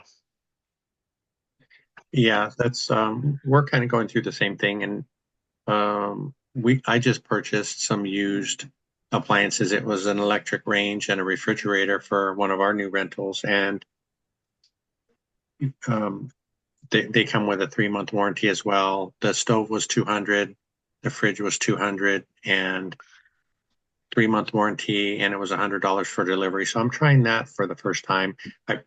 I may not have purchased a used dishwasher, like you said. I mean, for a decent one, it's maybe $600. And we've talked before about the fact that some landlords remove the dishwashers and the garbage disposals because those are the most frequently called for repairs or the causes for repair tickets. So it depends on the quality of your rentals, what the tenants will expect. Like you said, most probably do expect a dishwasher, but a garbage disposal, maybe not so much. Right. Yeah, I agree with you, Frank. I think depending on the area and the rental, I mean, this is something that you might add to your property or not, but it's something that I'm gonna definitely take into account on my next acquisitions, when I'm buying properties, like to determine whether it's worth it, putting a dishwasher in a rental or not, depending on the type of property and the area where it's at. Because I think like in a probably like C minus areas, for example, it might not be a big deal, for example, to have a dishwasher. Yeah. But if we're buying on class B or A, that could be different, right? I mean, Yeah, dishwasher that's- might be a requirement. I think definitely in those cases. It's a different type of tenant, right? So Mhm.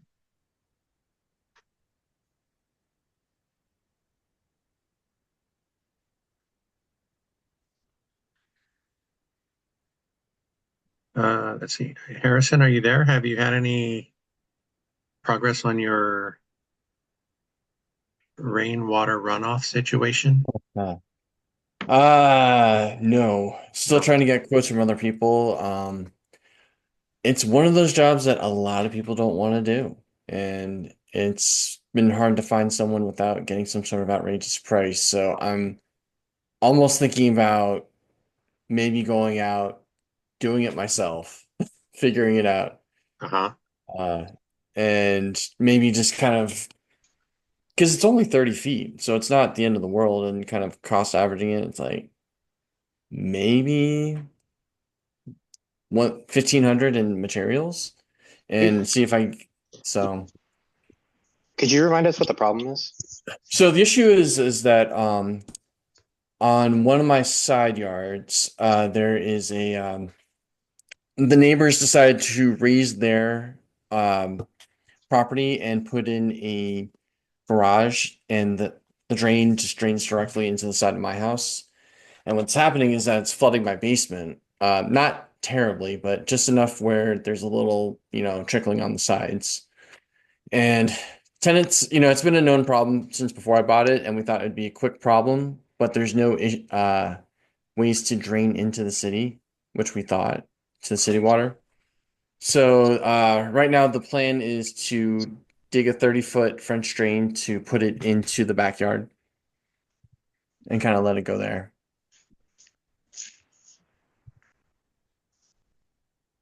I did that job at our house because we couldn't find anybody to do it. And you can go to Home Depot or one of the rental places and get a ditch witch or a trencher.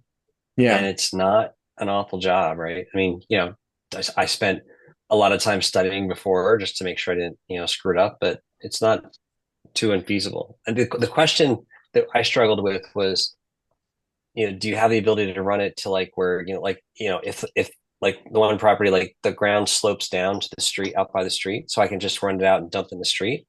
Mm-hmm. But, a lot of people are suggesting you run it into one of these underground, like pits that collects the water and allows it to disseminate. And right. I have no, and then the other question was, do you want the corrugated black perforated, or do you wrap it in like one of these sleeves? Those are the two big things that, I mean, but frankly, I suspect regardless of what I would have done, it would have helped tremendously. Yeah. Did you do corrugated? That was what I was looking at.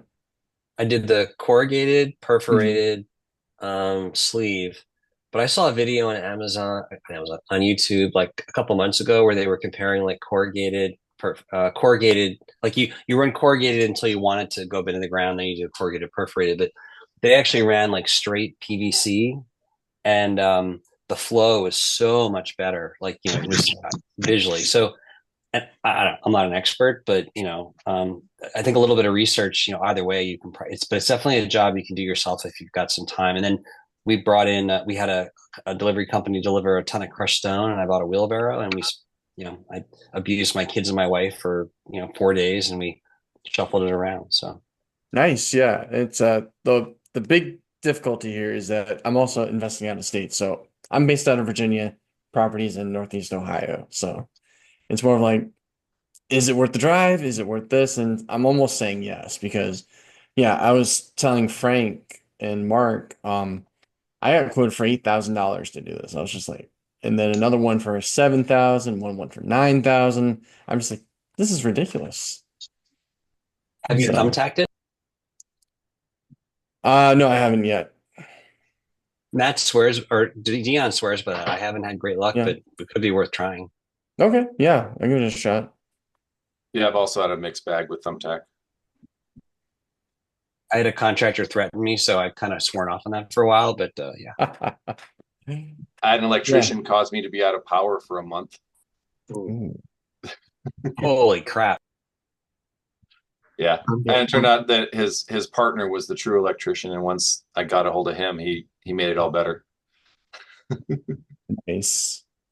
Contractors are the worst. Hey, on when you're getting your bids, have they been itemizing it, materials and labor, or Yeah, so they're itemizing it, and like, the material's not that expensive. It's just because, I mean, the summer was really dry. They're like, I don't want to do this, and I'm going to wait for the rain to come. Now that it's raining too much, Yeah. it's like, I don't want to be out there. It's just, yeah? it's yeah. I was just curious because that's not very many lineal feet. And did any of them talk about how deep they would dig, or have you thought about that? They said 1.5 feet, maybe 2 at most. It wasn't a huge trench because, I mean, if you look at it, I mean, it just needs a little bit. It's not a wide alley either. So it just, I mean, Yeah, I wouldn't think they'd have to go very deep for that kind of thing to work. And if it's a straight shot, like Chris Yeah. was talking earlier, there's so many different variations, right? With I like the straight pipe as if it's perforated. Some guys think, well, do you put the holes down? Do you turn them up? Those Right. kinds of weird little things. But even so, if you're using the rigid pipe, putting it in a sock, to keep some of the larger debris from getting in there and plugging up the line, things like that. And again, also, if it's a straight shot, if it ever did get clogged, you can just run a snake down it like you would any other plumbing, and clean it out. Hey, But Frank, could I ask you a question? So if I thought about the job, right? Like, I mean, we rented a Ditch Witch, the company delivered it. It took me like an hour, maybe two, right? And I was done. So like, maybe the other question would be, and maybe this is a Thumbtack option, is like Thumbtack the whole thing, and then Thumbtack, like, I come out for a weekend or a day, and I have Home Depot deliver a Ditch Witch. I run the ditch, and then I have somebody just come run the pipe, because the real work, frankly, is the gravel, right? Because you got to you got to fill it, and then you got to like make sure it's got the right slope, and then you got to refill it. And I don't know, maybe that's a way to piecemeal the job so that you can save a little bit of money. Because I was looking at renting a trencher a couple weekends ago. Home Depot will deliver it. I want to say like for $300 or $400, you can get it for the day or something like that. I mean, don't quote me, but like, anyway, so something to think about. that's great. I mean, if it was $300, I'm driving out tonight. See if I can get it. Yeah. Jeez, And that's by the awesome. way, if you have a car, if you have a car that's got a trailer hitch, you might even be able to pick it up there and tow it over and save yourself another $100. And so anyway, there might be some options. I mean, to me, the biggest cost probably was more the stone, and then the biggest labor piece was the filling of the stone, and then covering it back up. So Yeah. Plus, if you're going to drive out there and that's where you invest remotely, then take the opportunity to scope some new deals out. Yeah. And then you can deduct the whole trip. Right. And I was just going to mention too, here in California, there's a number we have to call. It's call before you dig.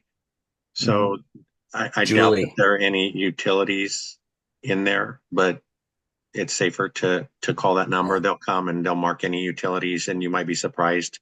We've had gas lines that were buried too shallow by PG&E over the years. We were working on a 1900s house, and so here they actually had a PG&E worker come and sit with us while we dug post holes for a fence that was going along the roadway. Wow. Just to make sure nothing bad happened. I think in PA and Jersey and Ohio, it's called Julie. Call Julie before you dig, or something like that. Okay. You can Google it, but yeah. Go ahead. That's awesome. Thank you. I know. Yeah, Chester put Miss Utility. That's what I'm used to. So yeah, call Julie. I like that. Thank you. Another way is since it is only 30-foot length, I think you can hire landscaper. Landscaper that they're really good at digging. Yeah, that's true. Yeah, so like 18 inches or 20 or 2 feet. Yeah, it's no big deal for them to do it. Or you could hire someone from I don't know. In Seattle, we have a lot of people hanging out outside Home Depot. One time I hired them to lift heavy stuffs. So they can do it too. I mean, it's just a labor. You have a pick and you have a shovels. They can do it. Yeah. That's You great. could buy, we could buy the pipes from Lowe's or Home Depot or socks. Yeah, I did the whole, I did trenches on both sides of my house actually. Yeah, just don't give them the beer until they're done digging. Yeah. So yeah, that's what I did. I hire a landscaper to Yeah, do that's it. And a good tip. they can haul the gravel also. Do you have a way to haul gravel to the site? I'll probably have to rent a truck from, yeah. So Yeah. Yeah. The other thing I was going to ask too was was it in your plan to lay a membrane before the gravel and the pipe? Yep. Yeah. That was like the first thing is like do that, lay the membrane, then do the rocks and yeah. So Yeah. Good. So if you hire landscaper, usually landscaper have a little trailer, and they can haul barks, mulch. Usually, yeah, you can have them load gravel. Make sure the gravel is the pit gravel, not the crush rock, not the round one, the round stones. Oh, Yeah. so that's a huge difference. Yeah, the round stone for drainage. Yeah. I do a little YouTube research on how to do a French drain, or it'll give you some of these tips. Mm-hmm. And you can buy materials at Home Depot or at Lowe's. Yeah. Did they get your rock at Home Depot or Lowe's? They can get at the rock yard. Yeah, that's what I was going to say. Yeah, usually landscaper know what kind of rock. I mean, where they can get the rock. Harrison, do you know anybody there in your area where you're just a few people? Yeah, a few people, and unfortunately, I've exhausted everyone they know, so that's the hard part. Okay, but they can at least kind of look at, if I wasn't going to be there, they were going to overlook, see what was happening. Mm-hmm. So yeah.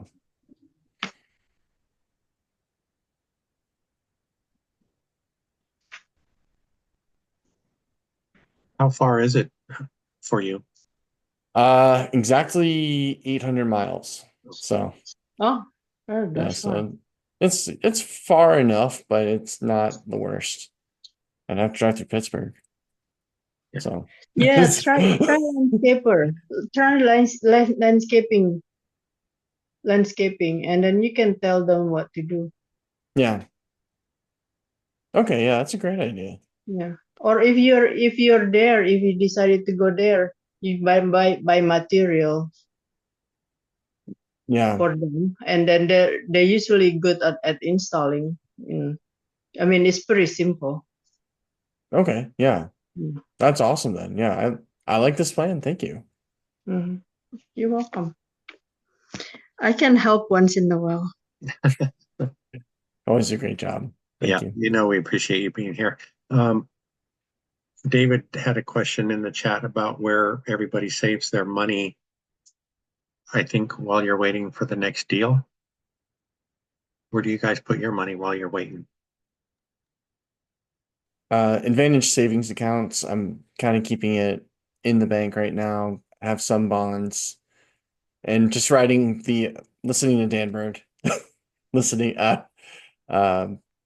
going for stocks until about the end of the year. SoFi savings account is 4.5%. Same here. Right. SoFi 4.5%. Yeah, but those savings accounts you pay taxes on, whereas you do T-bills, you don't have to pay. I can't remember if it's state or federal. So yeah, you but I want instant liquidity. I want to be able to transfer it like tomorrow into. But yeah, T-bills would be awesome if you can let it sit for a while. Yeah.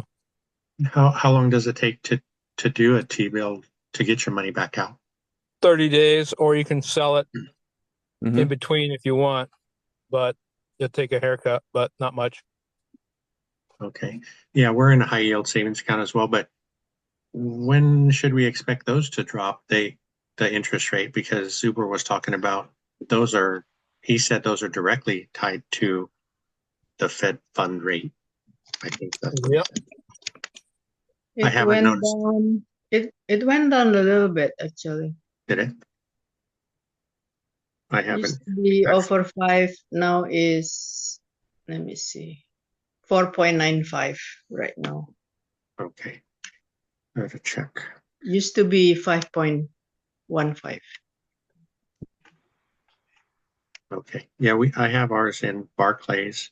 And that's been a nice thing with Barclays because when we do need a transfer, it usually goes within a couple of days. And I just did one out of PNC Bank, and that took like 5 days. So it was quick enough, but if you're in the middle of a deal and you need to transfer your down payment money and stuff, you just need to plan a little bit in advance.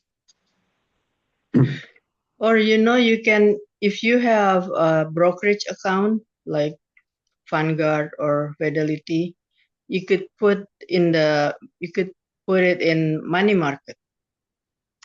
Money market is 4.7% now. And how accessible is that? Easy. Less than 1 day to transfer to the bank account, to our bank account.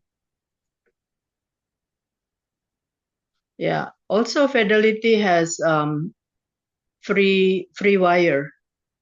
Oh. Like you bank. said Fidelity Money Market? Yeah, Fidelity Money Market. There are several choices there. Yeah, I also had Capital One performance savings. They're at 4.1, but they can go up to 4.5.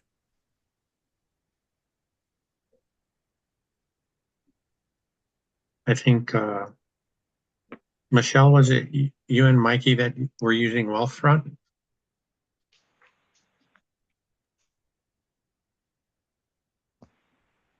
I think. Yes.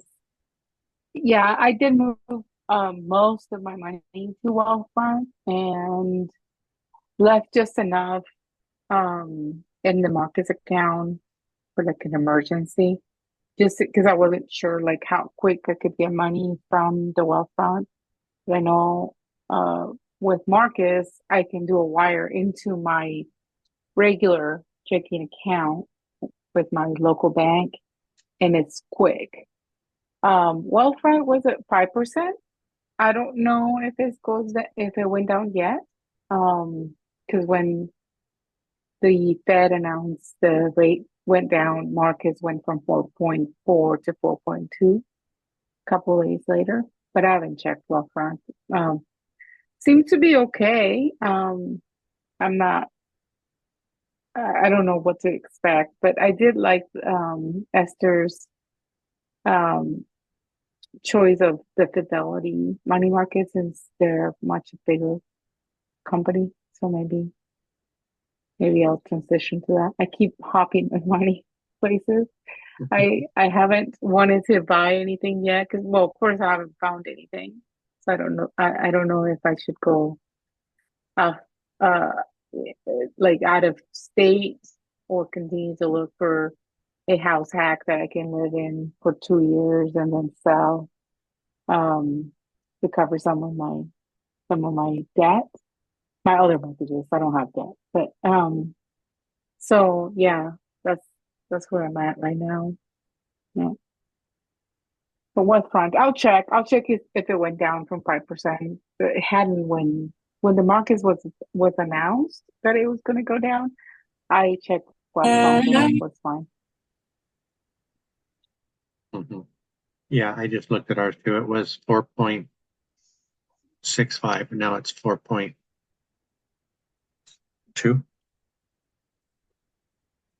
So it dropped a little bit as well.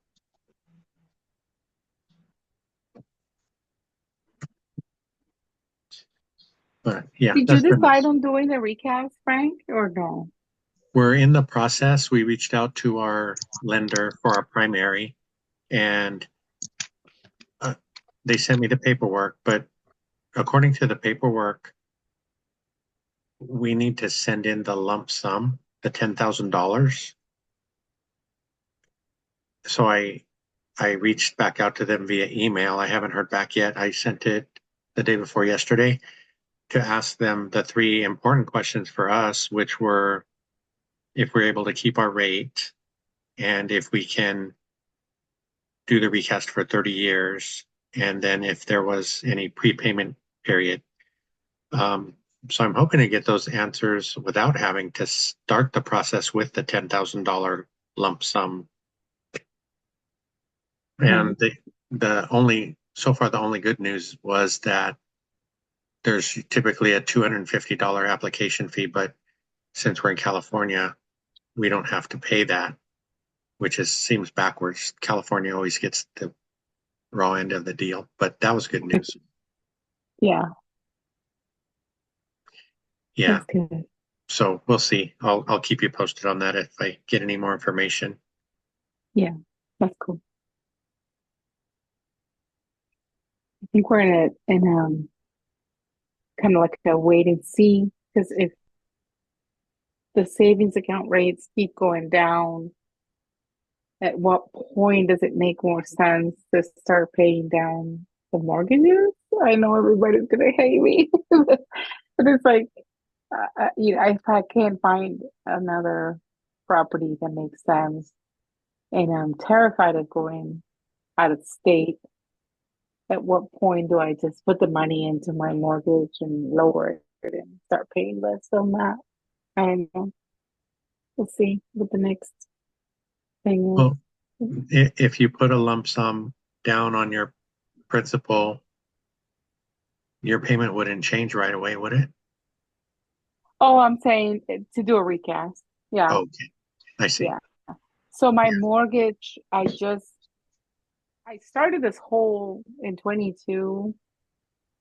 That's when I started investing, quote unquote, with a refi of my main house, which increased my payments about between $600 and $700. So somewhere less than that, because I think it was at 2,400, and it was so about $500 to $600.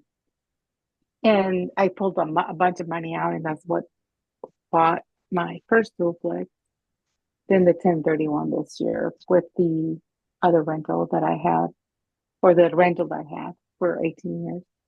And I lowered my interest rate when I pulled all the money. I lowered my interest rate, which was good, but because I pulled so much more money, I'm paying like $500-$600 more. So I'm like, do I recast? Do I send a bunch of money in and try and go to my prior payments, so like $2,400?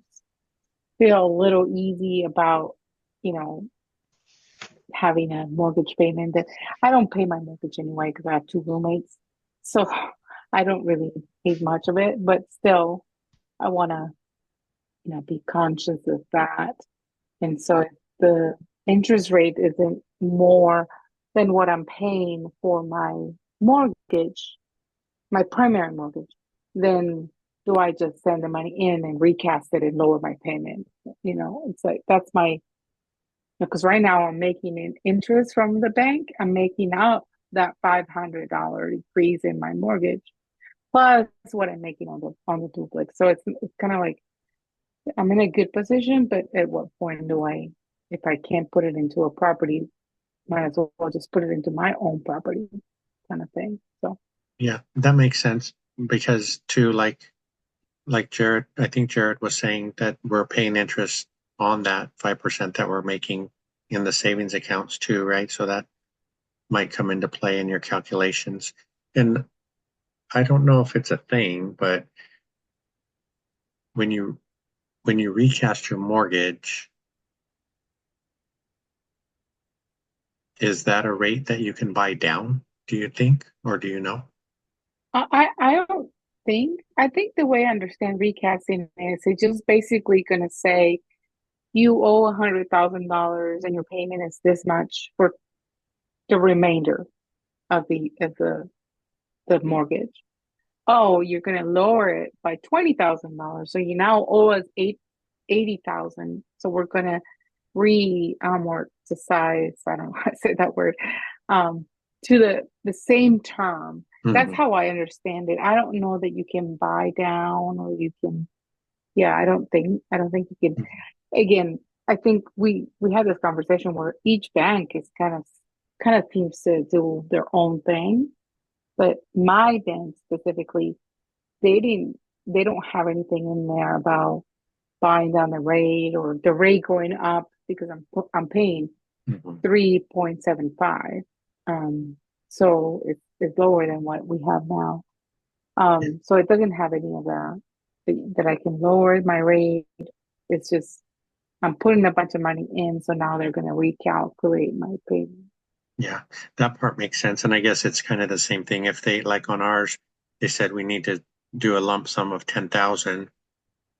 I guess if we did put 20,000 down, obviously that would lower the payment as well. But, and then too, on the period of reamortization, like you said, I think when Dion did his, he got it back to 30 years.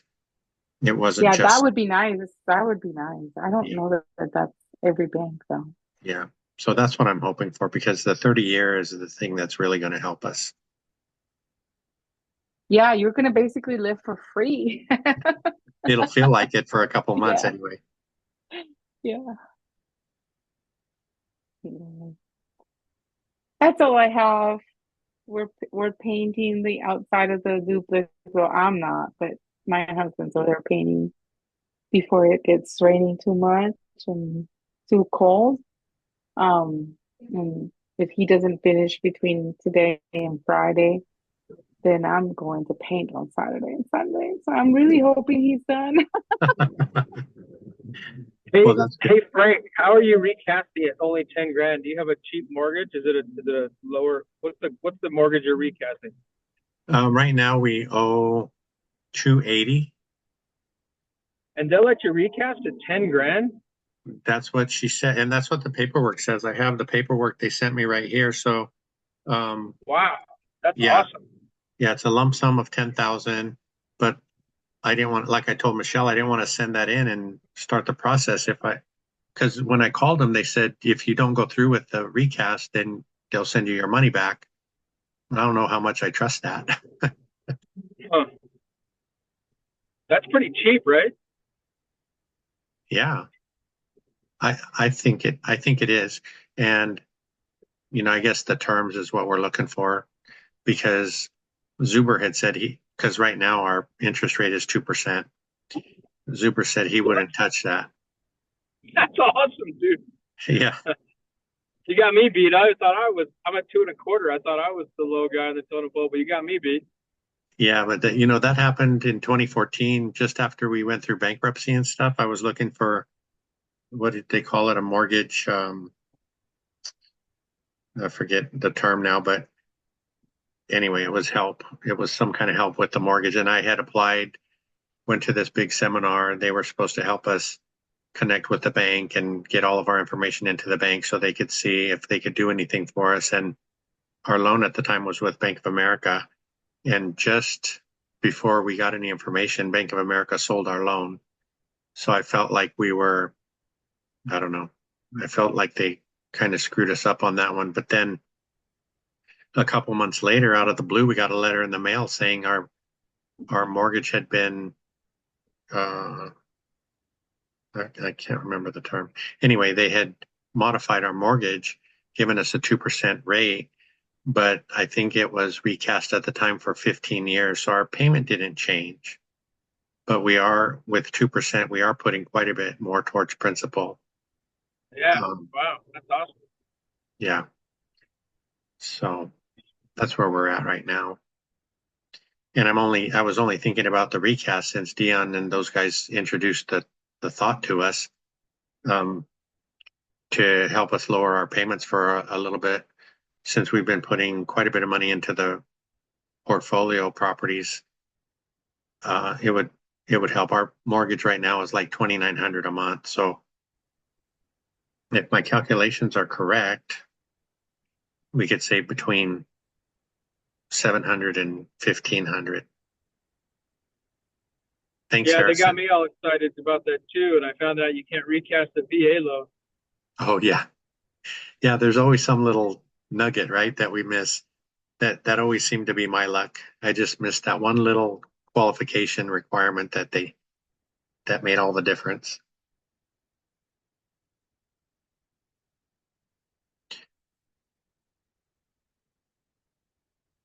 So I've been getting some emails. People are finally getting their shirts. I really appreciate you taking the photo and posting that. I reposted it.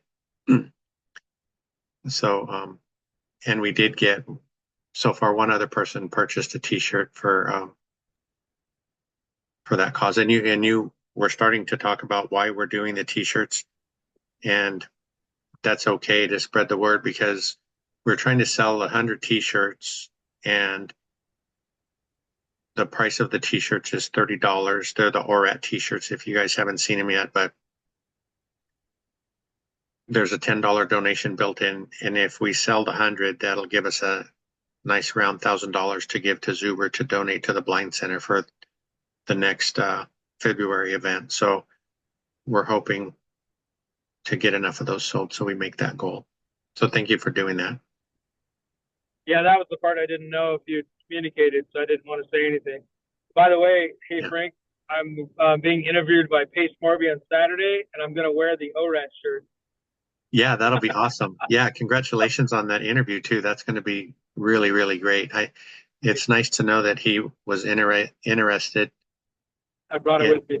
In your in the type of investing you're doing. Oh yeah, he's big on rent by room and all that. He wanted to interview me for like processes and stuff because a lot of people are doing it, but they don't have. This is something weird. Can you mind if I interject something here real quick, Frank? No, not at all. So, I take for granted, like, corporate, I'm pissed at myself for not learning about FI and, finances and all this stuff earlier. But, the corporate world taught me a lot, especially being at Intel and, structure and, processes and all that stuff. And I take it for granted that there's a lot of people out there, especially a lot of young people that don't even know what that means, right? And so I think Pace is wanting to tap into some of that to help out people for, hey, try to do similar processes throughout all your houses or the same if you can, copy exact. That way it's easier for you to maintain and pass on to somebody else, that kind of thing. So I guess I took it for granted. I just assumed everybody knew how to do things. You know what I mean? But that's how ignorant I am. Yeah, no, it's and I keep going back to the Zuber interview with Anna today. That came out today, I think, where they were talking about, how do you help a young person understand that they're in the greatest position, say in high school or just after high school, to become financially independent, probably within 8 to 10 years. But I had to comment because I've, over these past few years, getting back into the investment properties, trying to help, younger family members, younger friends. And at least for men, I don't think we're not thinking about things like that, and Anna mentioned that men's brains not being developed until they're like 25 or whatever, but just the mentality of a teenager or in their early 20s or something like that. This kind of stuff is just not on their radar or not of interest. I don't know what it is, but I know I wasn't there when I was that age. So I'll keep trying, but it seems like definitely an uphill battle to try to help anyone that's in that age bracket. Yeah, it's kind of frustrating when, it's almost like religion, or you don't want to preach religion to somebody, but I have a friend of mine, he has a house, he's got, I don't know, 300 or 400 in equity in the thing. I was like, man, and he's got 120 grand in the bank. I'm like, what the hell? And I'm like, dude, you could easily buy a house, also take out a HELOC and, get one or two, and he's just not interested, doesn't care, not his thing. And I've tried a couple times, and I decided to back off because, I shouldn't push my, religion on him. You know what I mean? So I get it. It is pretty fun though when, so if you've been talking to someone for a little while, and I just throw stuff out there to anybody I'm talking to, my colleagues, other contractors and stuff. And it's interesting because sometimes it does catch, and they'll come back, weeks or months later and say, "Hey, were you the one I was talking to about this or that?" And then I have a friend recently that I was talking to, and he was complaining about the money he has like 50 grand in the bank and has it in a regular savings account. And I'm like, how come you just didn't put it in a high yield savings account? And I showed him the numbers, what he could be making on that money each month. And then he came back the next week and was asking me for some information on the banks because here in our household, we're in 3 different high yield savings accounts, my son and Cynthia and myself. So that was nice. And he and his wife just bought like a 5th wheel trailer and moved it into a park, and they're renting it to 3 single guys. So he has been listening and making moves. So that was awesome. Oh, there you go. That's cool. Yeah. Yeah. They're on the board.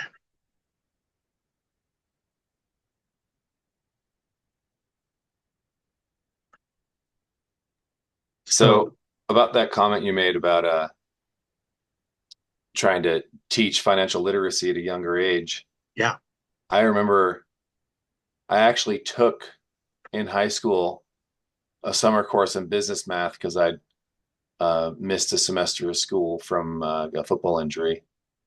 And yeah, I mean, that was sophomore year. I mean, I didn't care, man. I was doing the math. I was not taking any of that in, And then I even took a college course to help make up some of those credits too for the local community college, and it was business accounting, and that was fun to me, but like it was just a thing I was doing. It wasn't anything. I don't think I took anything away from it, or if I did, it was so deep that it didn't get realized until 10 years later or so. Yeah, and like I said, that's where I was. I mean, school was mostly for socializing, right? And I think it still is today.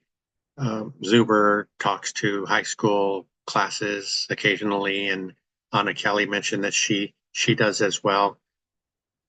But she was saying something too about she went to college and she got a degree and she was working in the banking world, and that's where she got exposed to what wealthy people do with their money. And I think she was lucky for that.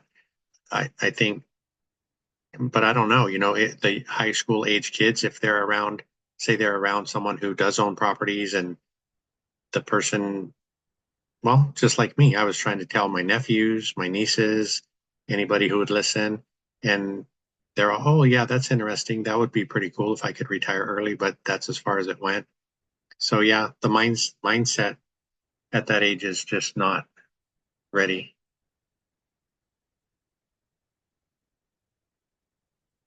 And yes, Mark, we know your brain is not fully developed yet. Thank you for adding that. Are you going to talk to us tonight? Are you working or what? Are you?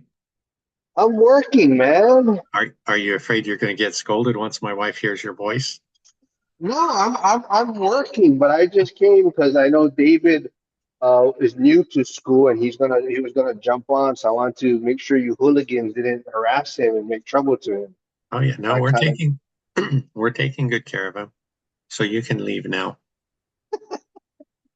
But now since you invited me to speak, then Hey, you can't kick out my friend, man. Leave Mark alone. see? David, I think you just earned your ticket out of here too. So are you actually working? Yeah, I'm working. That's what you call it. I think but Mikey, so I do need help though. Mikey is not helping me out very much this time. So I'm trying to come up with a name or terminology for moving back in with your aging parents to house hack, basically. So I'm renting out my primary, and then I move back in with people close to Frank's age, but Mhm. not, but my aging parents who need help. So Your parents are my age. Yeah. no, they're much older than you. But yeah, so I'm trying to come up with a terminology, like some kind of way to make it sound cool, or like Like coin a phrase. yeah. So like reverse house hacking, or I forgot what Mikey came up with. Mikey came up with some lame one. No, Mikey came up with some good ones. Elder Grand hacking. hacking. Grand hacking, is that what you said? Yeah, grand hacking or granddaddy hacking. Oh, okay. There you go. Maybe Elder hacking. Elder There hacking. you go. Okay. Do your parents want you though?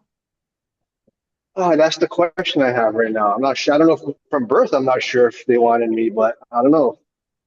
They're Well, stuck with me. I think elder hacking sounds too much like elder abuse, which is where they would probably be. So we shouldn't use that one. Yeah, Mikey came up with dual agency hacking. Okay. I'm trying to hold on. I gotta look at my notes. I had what AI gave me. What about reverse house hacking? So I had reverse house hack, but so yeah, Well, that was kind of my original one.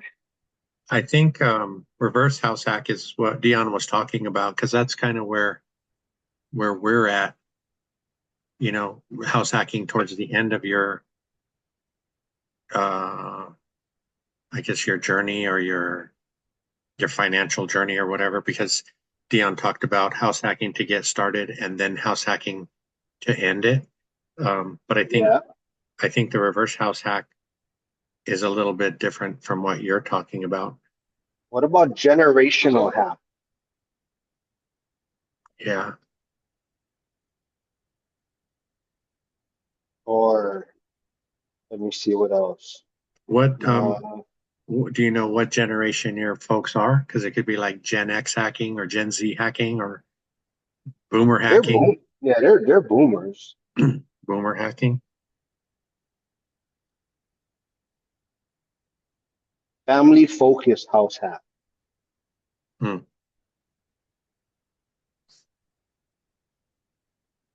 I like boomer hacking. Multi-generational housing.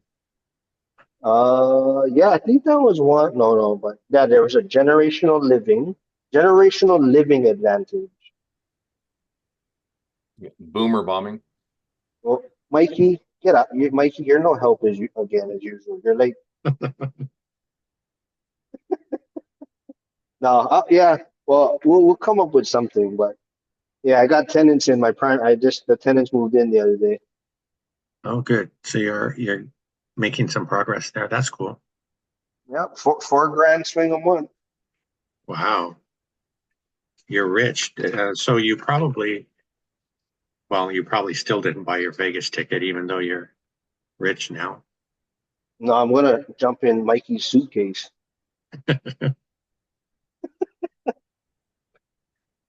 Yeah. No, I gotta get my shirts. It only comes in that one color. Yes. Oh man. What's wrong with the color? I don't know. But That's not my yeah. thing now. Well, the size range, I wasn't sure if it would fit you because they don't come in itsy bitsy. It's small through XXX. We could make you a kimono if you get a 3X. What size are you? I like the fitted look though, so I probably want like a medium or something, or large and shrink it. I don't think they'll shrink. Probably a medium. Mikey, you haven't gotten yours yet, have you?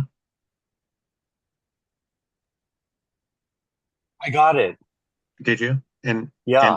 did you try it on? I was curious about the size. Oh, it's comfortable. It's a good size. It is. Yeah, because Mikey was going to get an extra large, but when I pulled him out of the box, the extra large looked very, very big. So I sent him a large. Oh, So Mikey needs a shirt to sleep in his car after he parties. That's why. So he needs like a pajama one. I'll bring one. I'll bring one to Vegas for him. Yes, it is a nice large though. They're pretty cool, right? And Michelle, did you get yours yet?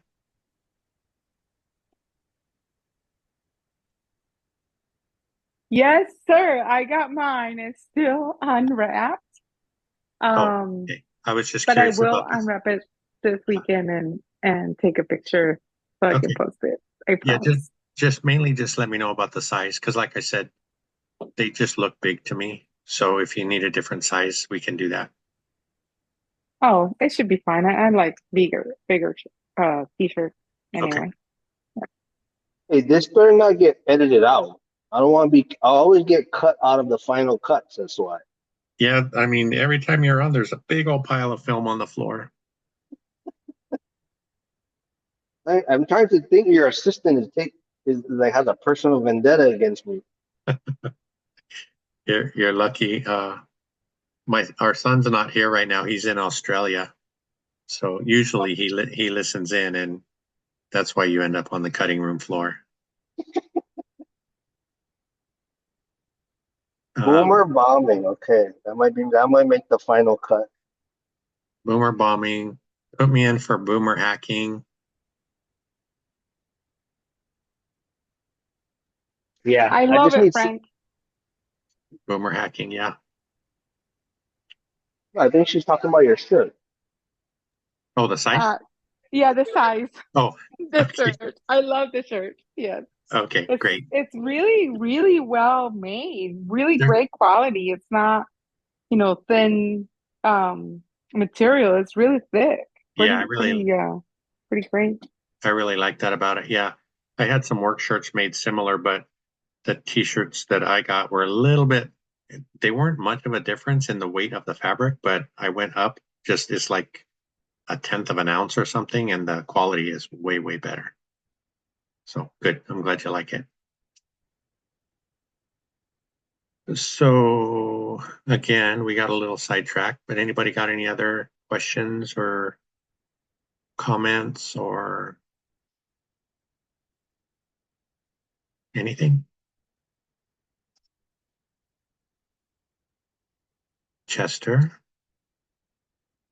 Yes. Did you order a shirt? I did not. I was listening in and I was like wondering what everybody was talking about. Have you seen the shirts? I have not seen them. Oh, goodness. Where have you been? We've been trying to plaster it all over social media, but apparently I didn't do a very good job. Well, that might be part of the reason why. I've been like, in the middle of budget planning season with a whole bunch of people who, let's just say they don't know budgets and they're the ones in charge of them. So, yeah, it's fun times. So 10, 12-hour days, trying to put together PowerPoints to help people, budget by numbers. Think Fisher Price for advanced math, and yeah, there you go. So they've been keeping you busy. Hold on just 1 second. I think I can grab a shirt real quick and I'll show you what they look like. Okay, cool.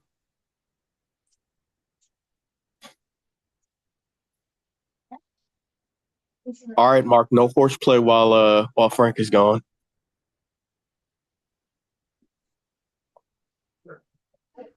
All right, I'm taking over then. This is gonna be my show now. Careful that Cynthia's not in the background. oh yeah. You see, you're trying to get me in trouble, man. I just come here to learn, and you guys just reel me in and get me causing trouble and stuff. Well, I mean, I don't think it's intentional. Maybe Frank like It is intentional. Okay, I have to take my screen thing off so I can, let me see here. oh the background. The background, yeah. Whereas none. Otherwise, the shirt doesn't show. So this is the front,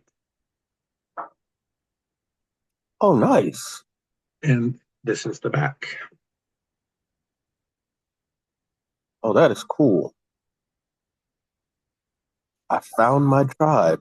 That is cool. Yeah. So like I was saying, we're trying to sell 100 of them, and there's a $10 donation built into each one, and the donation will be presented to Zuber in February. Hopefully, if we do 100, then it'll be, like I said, $1,000 that we can give them for the blind center. So That is there's, sweet. yeah, in school, there's some videos, and oh, thank you, Mikey, for that. And there's a PayPal link that you can order, put in your size and stuff if you do want one, and then we'll send them out. All right. Well, then that means I'm going to eventually have to sign up for school then. Oh, it's not only in school. You can go to my channel too, and there's some videos there with the link as well. So, Okay. yeah, my channel. But what was I going to say?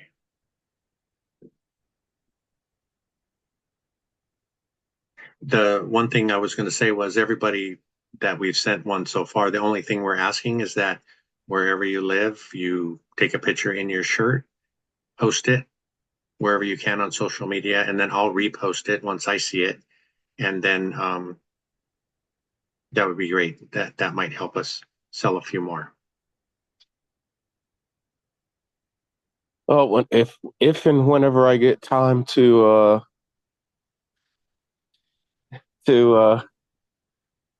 use social media, I will be more than willing to help out.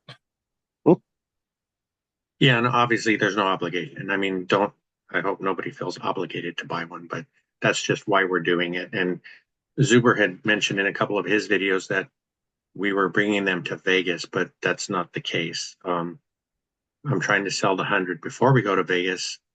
I might have a couple when we get to Vegas, but the plan is to sell them all before we go there, because it takes the printer a little bit to get them all printed. I have 50 that I had printed so far. So, and those now we have certain sizes. So as the sizes sell out, then I think that would make us create a waiting list so that then we could order the correct sizes for whoever still needs shirts. Okay, that makes sense. That definitely makes sense.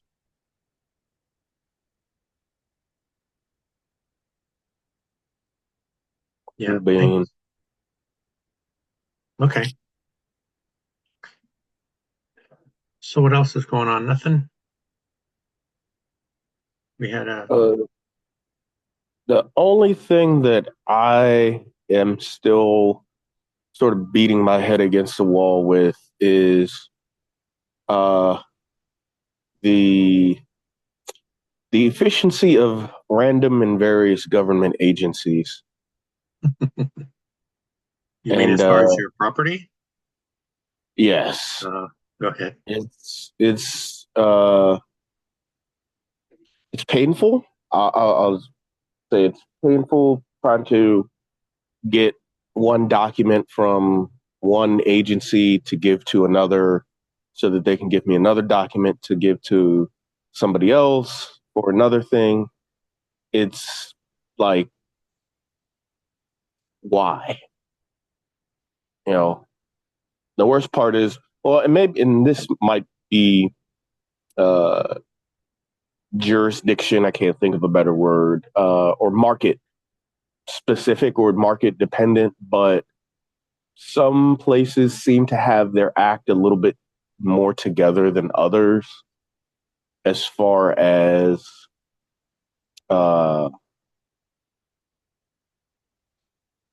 efficiency, I guess, if you will. If it's like, hey, looking to do X, Y, and Z, go here versus, hey, here's a little tiny little, afterthought of a note of, in case you need to look up, if your deed is available or if the deed has been recorded, or how to, get your utilities on, basic stuff where it's like, I'm pretty sure people are probably scratching their heads going, wait, that should be like easy stuff that should be like, within a week or two. But yeah, be careful what market you choose. Yeah, we were talking about that. So did Dion say you have a tenant? I have nothing right now. I have no utilities. I have no utilities. I have no tenants. The only thing I have is a property manager who keeps asking me for more and more money. What do they want money for? So they want money to set up the oh gosh, I forget what it's called. It's like some sort of like special account or whatever that they have. So I was like, all right, fine, I get it. And then they were asking me about getting the property marketed, and I was like, yeah, I mean, I could, do that as soon as I can start getting all of the other paperwork. And they're like, oh yeah, we can help with that for a fee. And I'm like, well, I don't even know if anybody can even like take care of the paperwork on my behalf, because I'm still trying to get in touch with all the agencies who, the one thing I can say is they have all mastered how to use the automated voicemail, or not voicemail, the automated phone systems. Like literally, it will send you completely in a full and efficient loop right back to where you started, and you literally will have spent like half an hour on the phone pressing 1 to go to this department, press 7 to go to the other one, to press 0 to get back to the main menu. So it's a little irritating. So I don't know if anybody else has had to deal with that. I'm sure there's various random variations of it, but yeah, I might. So in St. Louis, where I just did it for the 2 properties that we just closed on, it was really simple. It took like 20 minutes, and there's 4 different companies to get a hold of. They were all super helpful. I kind of tease about that because they even helped me after I told them I was from California. So that was really nice of them. But I think I might, for the first one, I leaned on the property manager to do it. So they did it, and they did charge a little bit to do it. But the second one, I just called myself, and the agent that helped us buy the property gave me the list of utilities. And I know yours is a turnkey, so that's a little bit different, but the agent was after me, like, be sure you get your utilities switched on the day of closing or the day after. So it forced me to reach out to those companies and do it. I know you were having trouble with one of the utilities specifically, but maybe your property manager, maybe it's worth it to have them dive in, because I think there's probably some piece of paperwork that you have signed giving them authority to act on your behalf. So to add a little bit more context, I have talked with the turnkey provider, with Al, with the property management company a handful of times, the assessor's office and the register of deeds and the title company. So I literally have left no stone unturned. the long and short of it, everyone has been pointing me towards the assessor's office, and it's the assessor's office, the tax assessor's office, who is like a black hole. And, you know, good luck trying to get a hold of anybody. They basically have banker's hours. And if you do get in contact with someone, I think I was on the phone with them for like 15 seconds, maybe, and still got nowhere, of course, understandably. So that's why I'm like,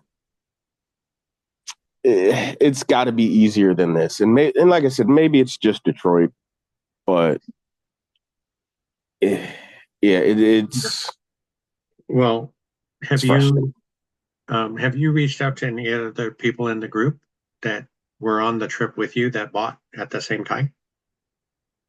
Yeah, they've been running into various headaches of their own, but it seems like none of them have had to deal with so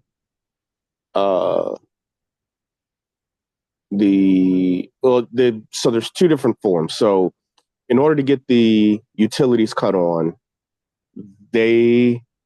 meaning both the Detroit DTE or Detroit Electric and DWSD, so Detroit Water and Sewer, both will accept a stamped copy of the property transfer affidavit or the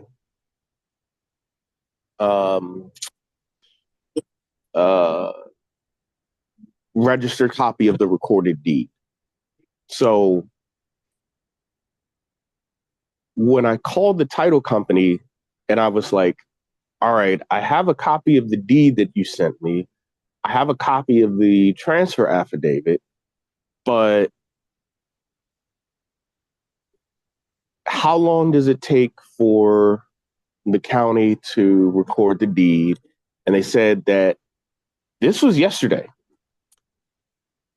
The title company said they are starting to get back deeds that the title company sent over to the Register of Deeds office in May, and it is October. So it sounds like that's going to take a while. I'm not going to ask why they are like brutally or ruthlessly inefficient. Don't really care. Sounds like the only path, so to speak, is going to be getting this transfer affidavit stamped by the tax assessor's office. This is where I'm running into the problem. I've already given that affidavit to the PM, but because I don't know what, if any documents, like, could they just go in there with driver's license to say, hey, I work for such and such PM company. Chester is one of the owners of a property, and we're just trying to get this affidavit stamped. Seems like that would be the straightforward thing. Because I can't get a hold of anybody to get definitive information of what do I need, it's basically like a black box.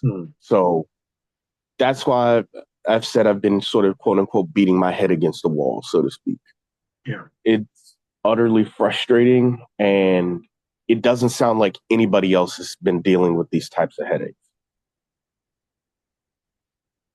Yeah, that's really weird. So you've probably already spoken with Al. Yeah.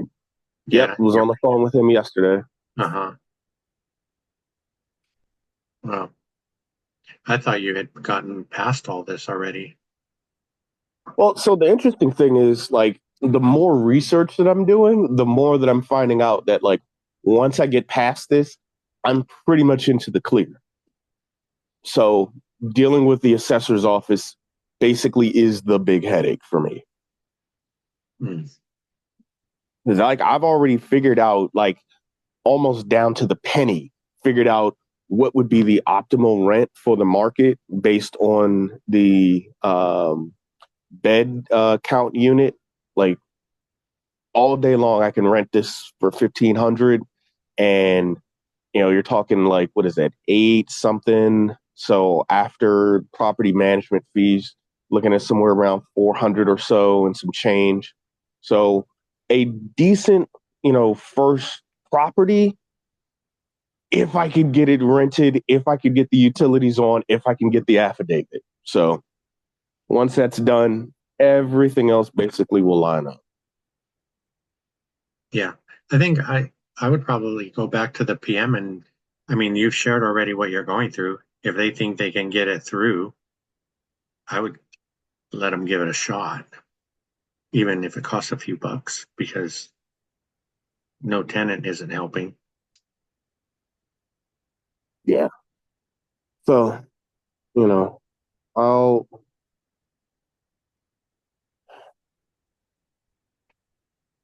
I'll try to see well, there are a couple other steps in between because I do also have to get the inspection, but like all of that is all basically contingent on me getting the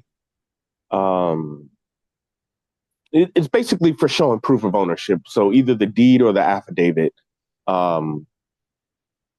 That's really what it's everybody else needs, is some sort of way to say, hey, I actually own this property. So apparently they'd had a number of cases of fraud, and so this is where the extra layers of security, so to speak, come in.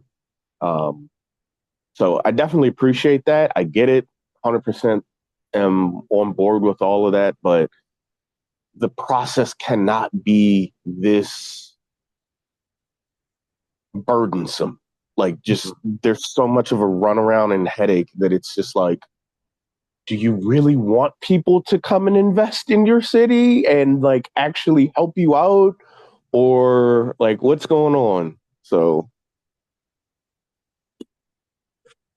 I think it'll probably be a different story once I do get the affidavit stamped. It's like I said, everything else is like pretty much straightforward. So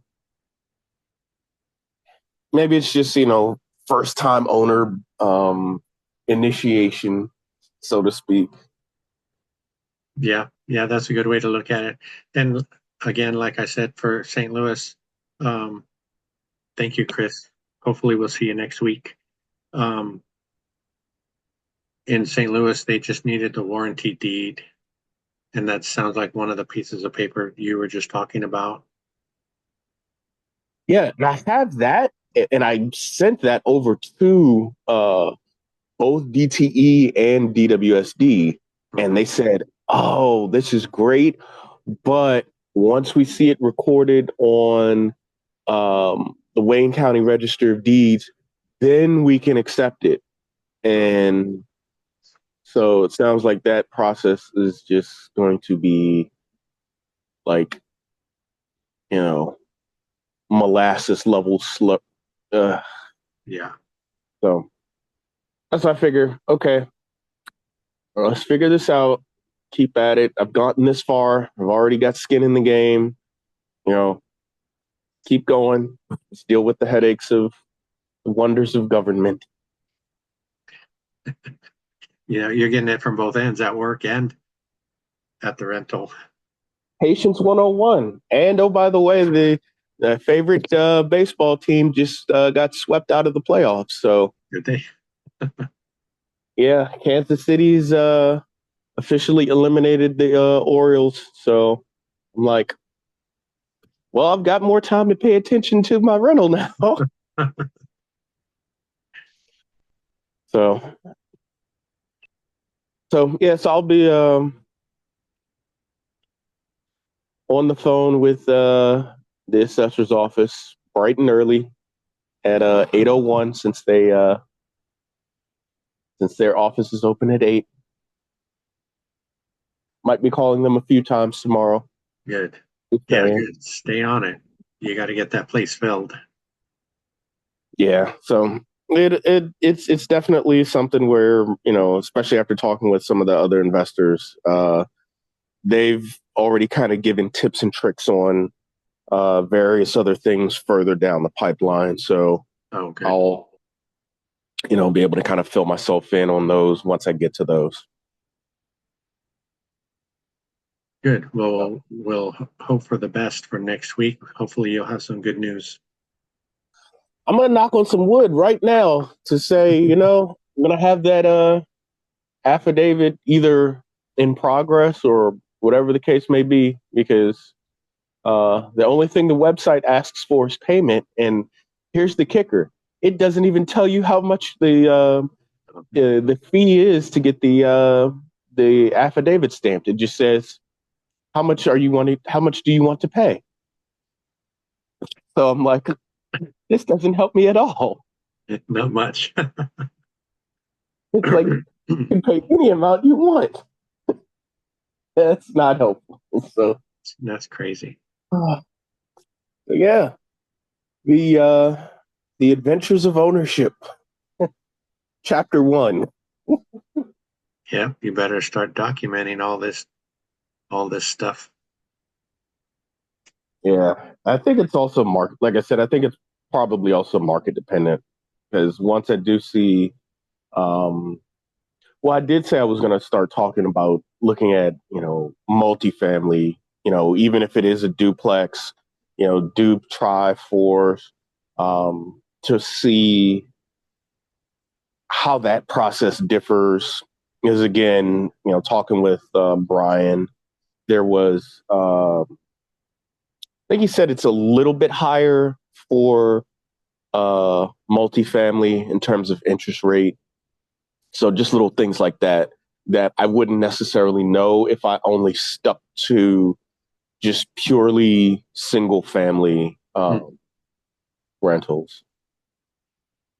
Yeah, that's good information. Yeah. So definitely hope to have some good news next week. All right, we'll be here. Hey, Chester, did you talk to the Detroit realtor investor that Mark had on his channel? So I have talked to him. I am going to need to get back in touch with him. Really, once he's already set me up with access to the Detroit MLS. So I have been running a few background searches, so to speak, like ones where it's like it doesn't really require any big effort on his part.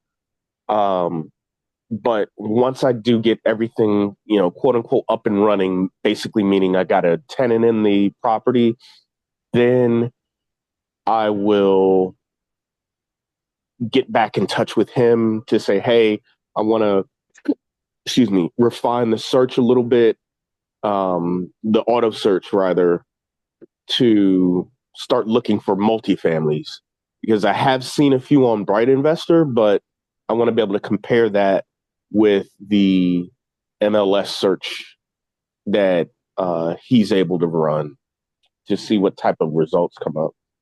But yes, I have been in touch with him.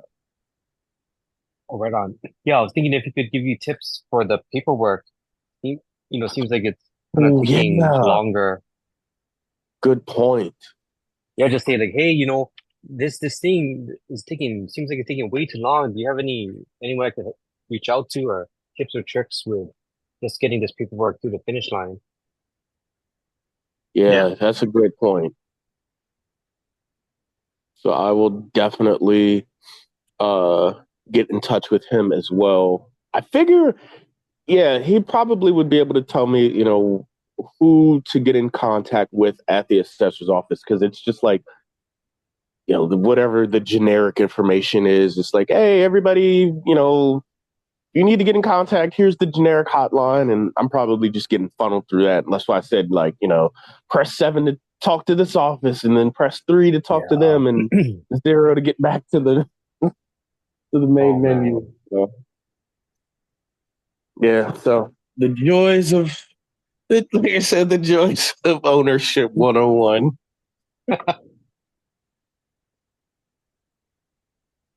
Oh. Whoa, what? Mark, are you kidding? You just saw that. No, that's because he was supposed to do a live with me. This was like a couple months ago, and then he never popped on. I assumed he was busy, and I just kind of messaged him a few times, just seeing if he wanted to hop on another one, and then I never heard anything for a while. And then he messaged me something, kind of probably about a month ago. He's like, "Hey, sorry, man. Shit, man, my house burned down or whatever." And he's kind of just been, regrouping and kind of figuring shit out. But I see him posting stuff again on social media, so I'm assuming he's kind of gotten situated again. Okay. Well, yeah, that's good. That's good that he's, Or he was just trying to ignore me after I sent him his way. He's like, well, I mean, hopefully not. nah. He's like, oh fuck, man, yeah. But I guess he must have figured shit out, or I think he was trying to deal with the insurance company and stuff at the time. The bane of all of our existence. That's a necessary evil.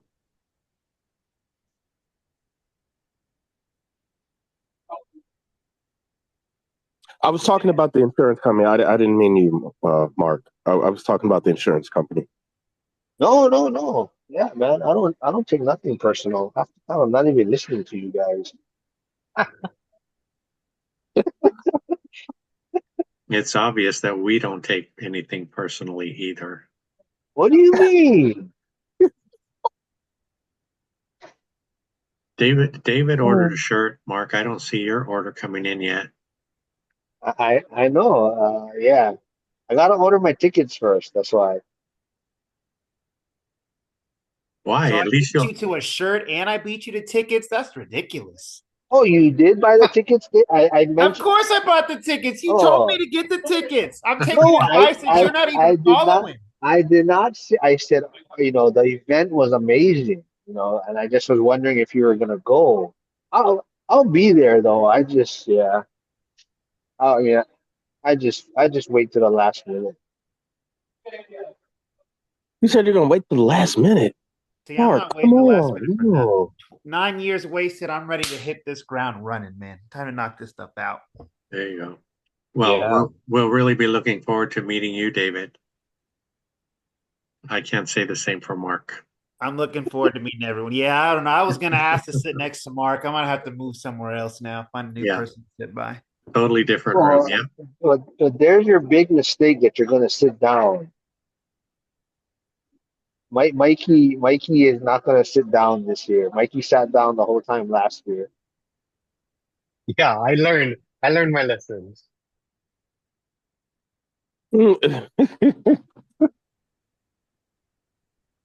Well, I guess the main thing is if he's recording it again, because the first one he recorded, so you can always watch the recording after, David. But it's good to. There's going to be a lot of people there that you probably want to talk story with or hear their stories or whatever. So that would be my thing. But Chester took a lot of notes, so that's one way to do it. So yeah, whatever fits your style. But Chester took notes. Mikey took notes and was paying attention. But yeah, I was kind of just walking around making trouble to everyone.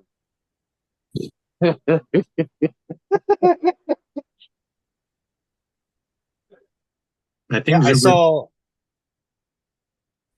Go ahead, Mikey. Oh, sorry. I saw Mark did the interview with Dana, and I was like, when did Mark even do that, record that? Because that was in the booth, in the podcast booth. Yeah, she needed someone to talk to or interview or chat with. So I guess because I connected it with her for Hemlane, and then she goes, "Oh, you want to go do something in the podcast room?" I was, "Oh, sure, yeah." So it was fun. It's Oh, because it was everybody that was a else good was one. busy. Yeah, you guys are all busy taking notes, not ignoring all my photos I was taking of Cynthia and texting you guys. We called Zuber and told him to give you a project while you're there to keep you out of trouble. Oh, well, we should plan a Friday night, well, I know you guys have the before Denny's or something, like a Friday free, like how they had the Pineda thing, but this Mhm. year kind of had like a Friday icebreaker, kind of Mhm. get to know Yeah, each other before the event. they're not going to do Denny's on Friday because the event's on Saturday. But maybe Ryan will let us use his facility.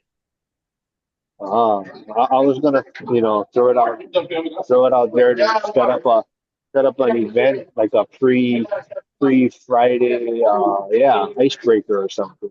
Yeah, that would be good.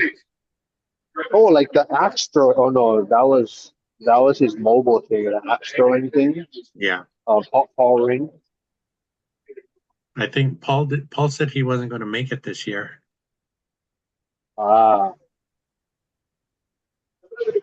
well, I don't know. We can figure something out.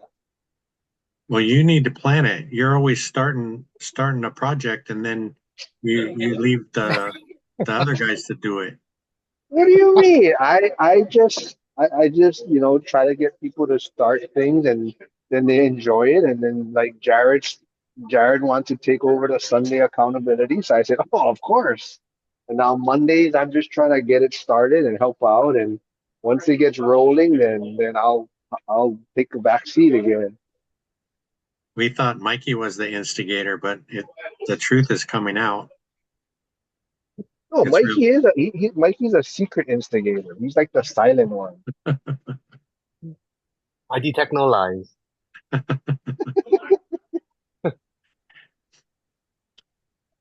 Yeah, Well, yeah. Let us know what you figure out for Friday. We're probably up for that. All right, yeah, I'll see what we can come up with. Is there And going to be a screening process to keep out the riffraff?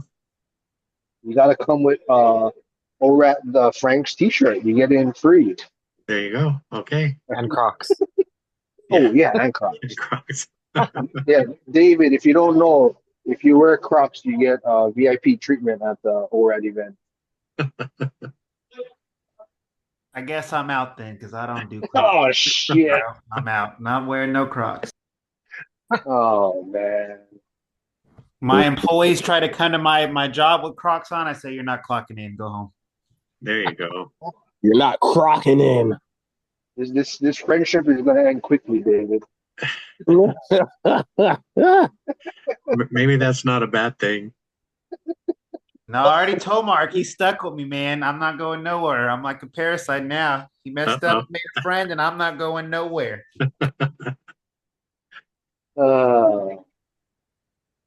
Well, that's good. Yeah, like I said, don't cut all this out, Frank. This is like the meat and potatoes of the call.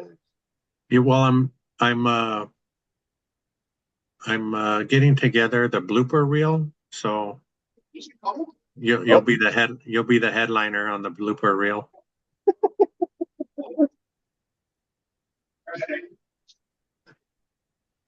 I booked the flight to Southwest, and that was a pretty good time. I think it was 44,000 points. And then last year in December it was like 66 or 60,000 points. That's pretty Matt, big difference. Yeah, Matt was right because he was talking about now's a good time to kind of schedule everything. Mm-hmm. Oh, you know what? Since am I muted? Wait. Oh, since I am here, huh? No way, man. No way. I'm done. No way. No, Casey messaged me in school. He's wondering, is anyone doing Airbnb or where you guys all staying at? Casey Chan, you mean? Yeah. Yeah. He sent me well, he was wondering if anybody's doing Airbnb, right? Yeah, and I told him, I don't think so because everyone is kind of coming and going probably different times, right? Yeah. Or Yeah. dates. So Yeah. Well, I don't think Mikey's sure where he's staying yet, but we're staying at the Golden Nugget. Cody's at the Golden Nugget. Jason, I think Jason's at the Golden Nugget as well.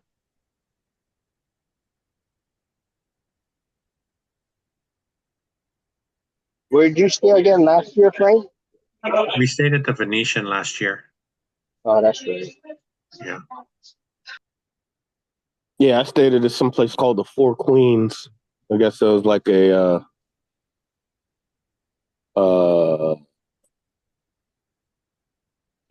it was like what was that? What is that place? Is it Fremont Street? That's right there on the strip. Mm-hmm. Yeah. Yes, stayed there. Had a lot of smoke, so I was like, yeah, didn't really appreciate that.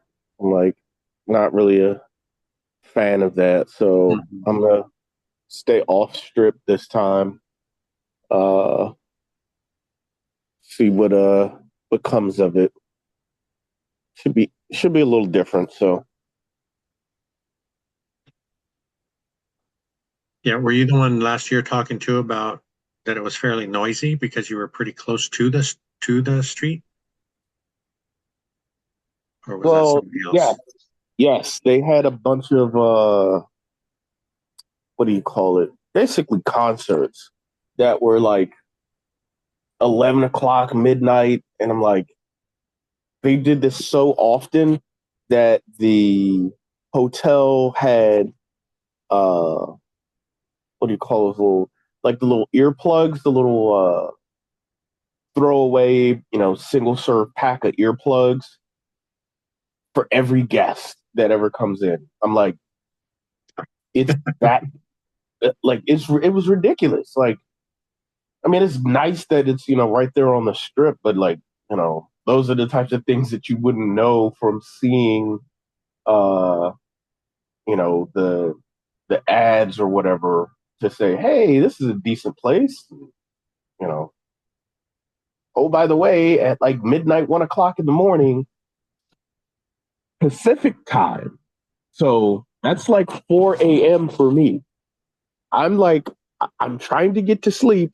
It's basically 4 a.m. my time, and there are, thousands of people yelling and screaming, listening to like really, really loud music.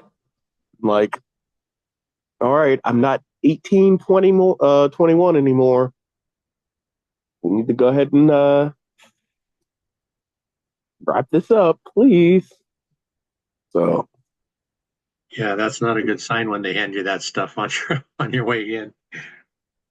it's like, yeah, hey, welcome, thanks for coming. Oh, by the way, you'll need these. Really? Why am I going to need these? And then, yeah, I was exhausted that first night, and let me tell you, I like literally like halfway leaped out of the bed when that first like whatever that song was came on. I thought that there was like the place was on fire or something, because like I was like, what is going on?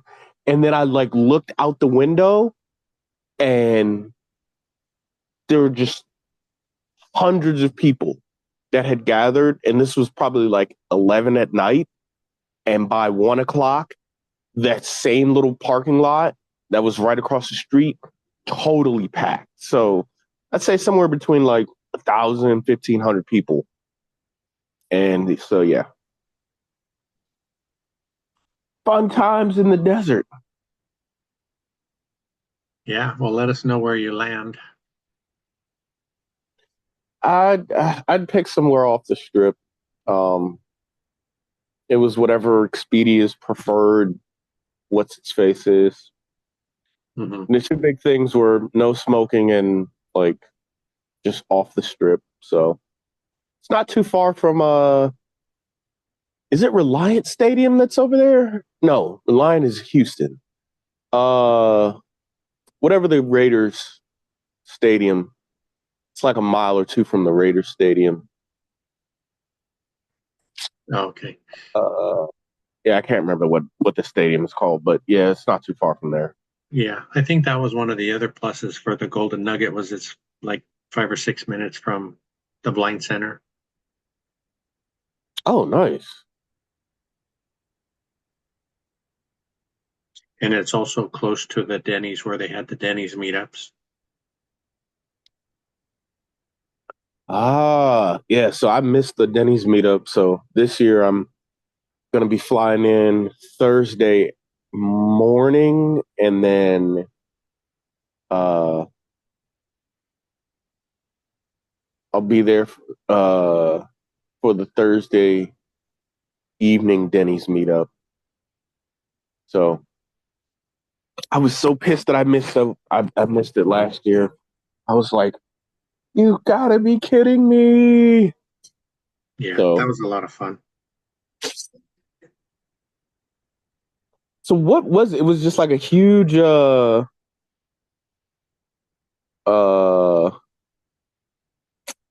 what's the word I'm trying to say? Like a big You mean the Denny's? yeah. Was it Oh, just like a whole bunch of people met up, or like what happened? yeah. No, we got there. So Mikey and I and Cody, we showed up on the Thursday night one, and they just pulled a bunch of tables together. There was probably, I don't know, Mikey, what, like 20 to 25 people there? And is that right? Yeah. Yeah, that sounds right. Yeah. And yeah, everybody was just chatting. Millennial Mike was there. Matt had just gotten in, I think, and he showed up, and Josh Burdick and Dion and PTO for Life was there. Was that Mark and Suleika? Suleika and Jeff. Yeah, Jeff Oh, and Suleika and Jeff. Yeah, and then who's our other friend, Mikey from Milwaukee? Oh, Justin Canberra. Justin Canberra was there. Yeah, Yeah, yeah, it was like Millennial Mike had one end of the table, then it was like Justin Canberra in the middle, and then Matt and Dion like on the other end of the table. And Mark too. Mark was at that end with Dion Yeah. and yeah. We pushed him down that way. he was like talking about cats with hire, I think.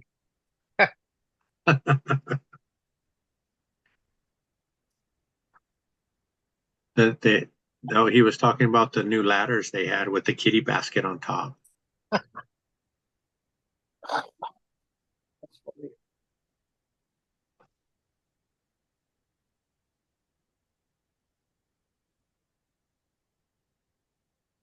Hey guys, looks like we They're might. arranging. Oh, sorry. Go ahead. Sorry. I was just thinking doing the dinners was hard because we didn't know the head counts.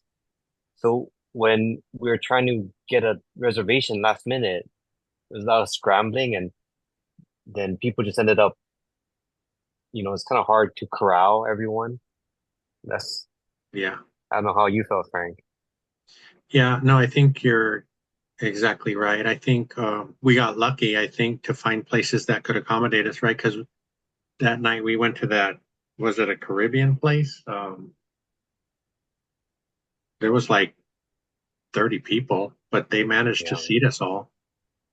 And then the other night when we were at the 777, and there were two groups there. Some came in after the first group, but yeah, everybody got a seat. It just worked out really well. Hopefully it'll work out the same this year.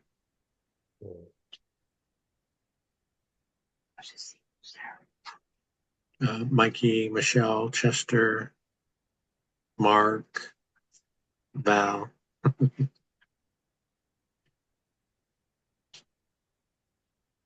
Yeah, but that was really cool. I think it's going to be really nice this year that we get to spend a few more days there because, well, Zuber was talking about the thing lasting till 8 o'clock on Saturday.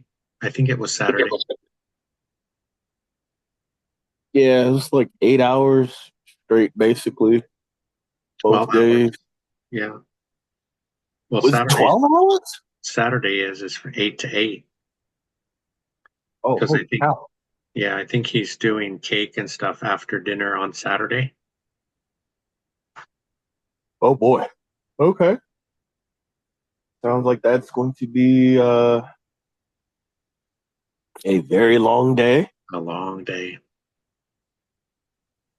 That's cool though.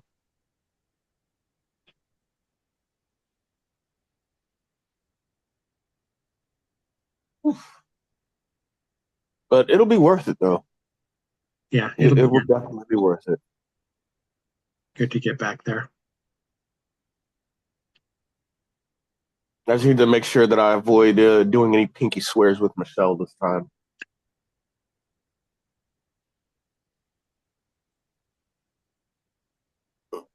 Is she there? She might be asleep. Yeah, it's getting a little bit later. All right. Well, I guess we'll cut it here. So we'll look forward to seeing you guys.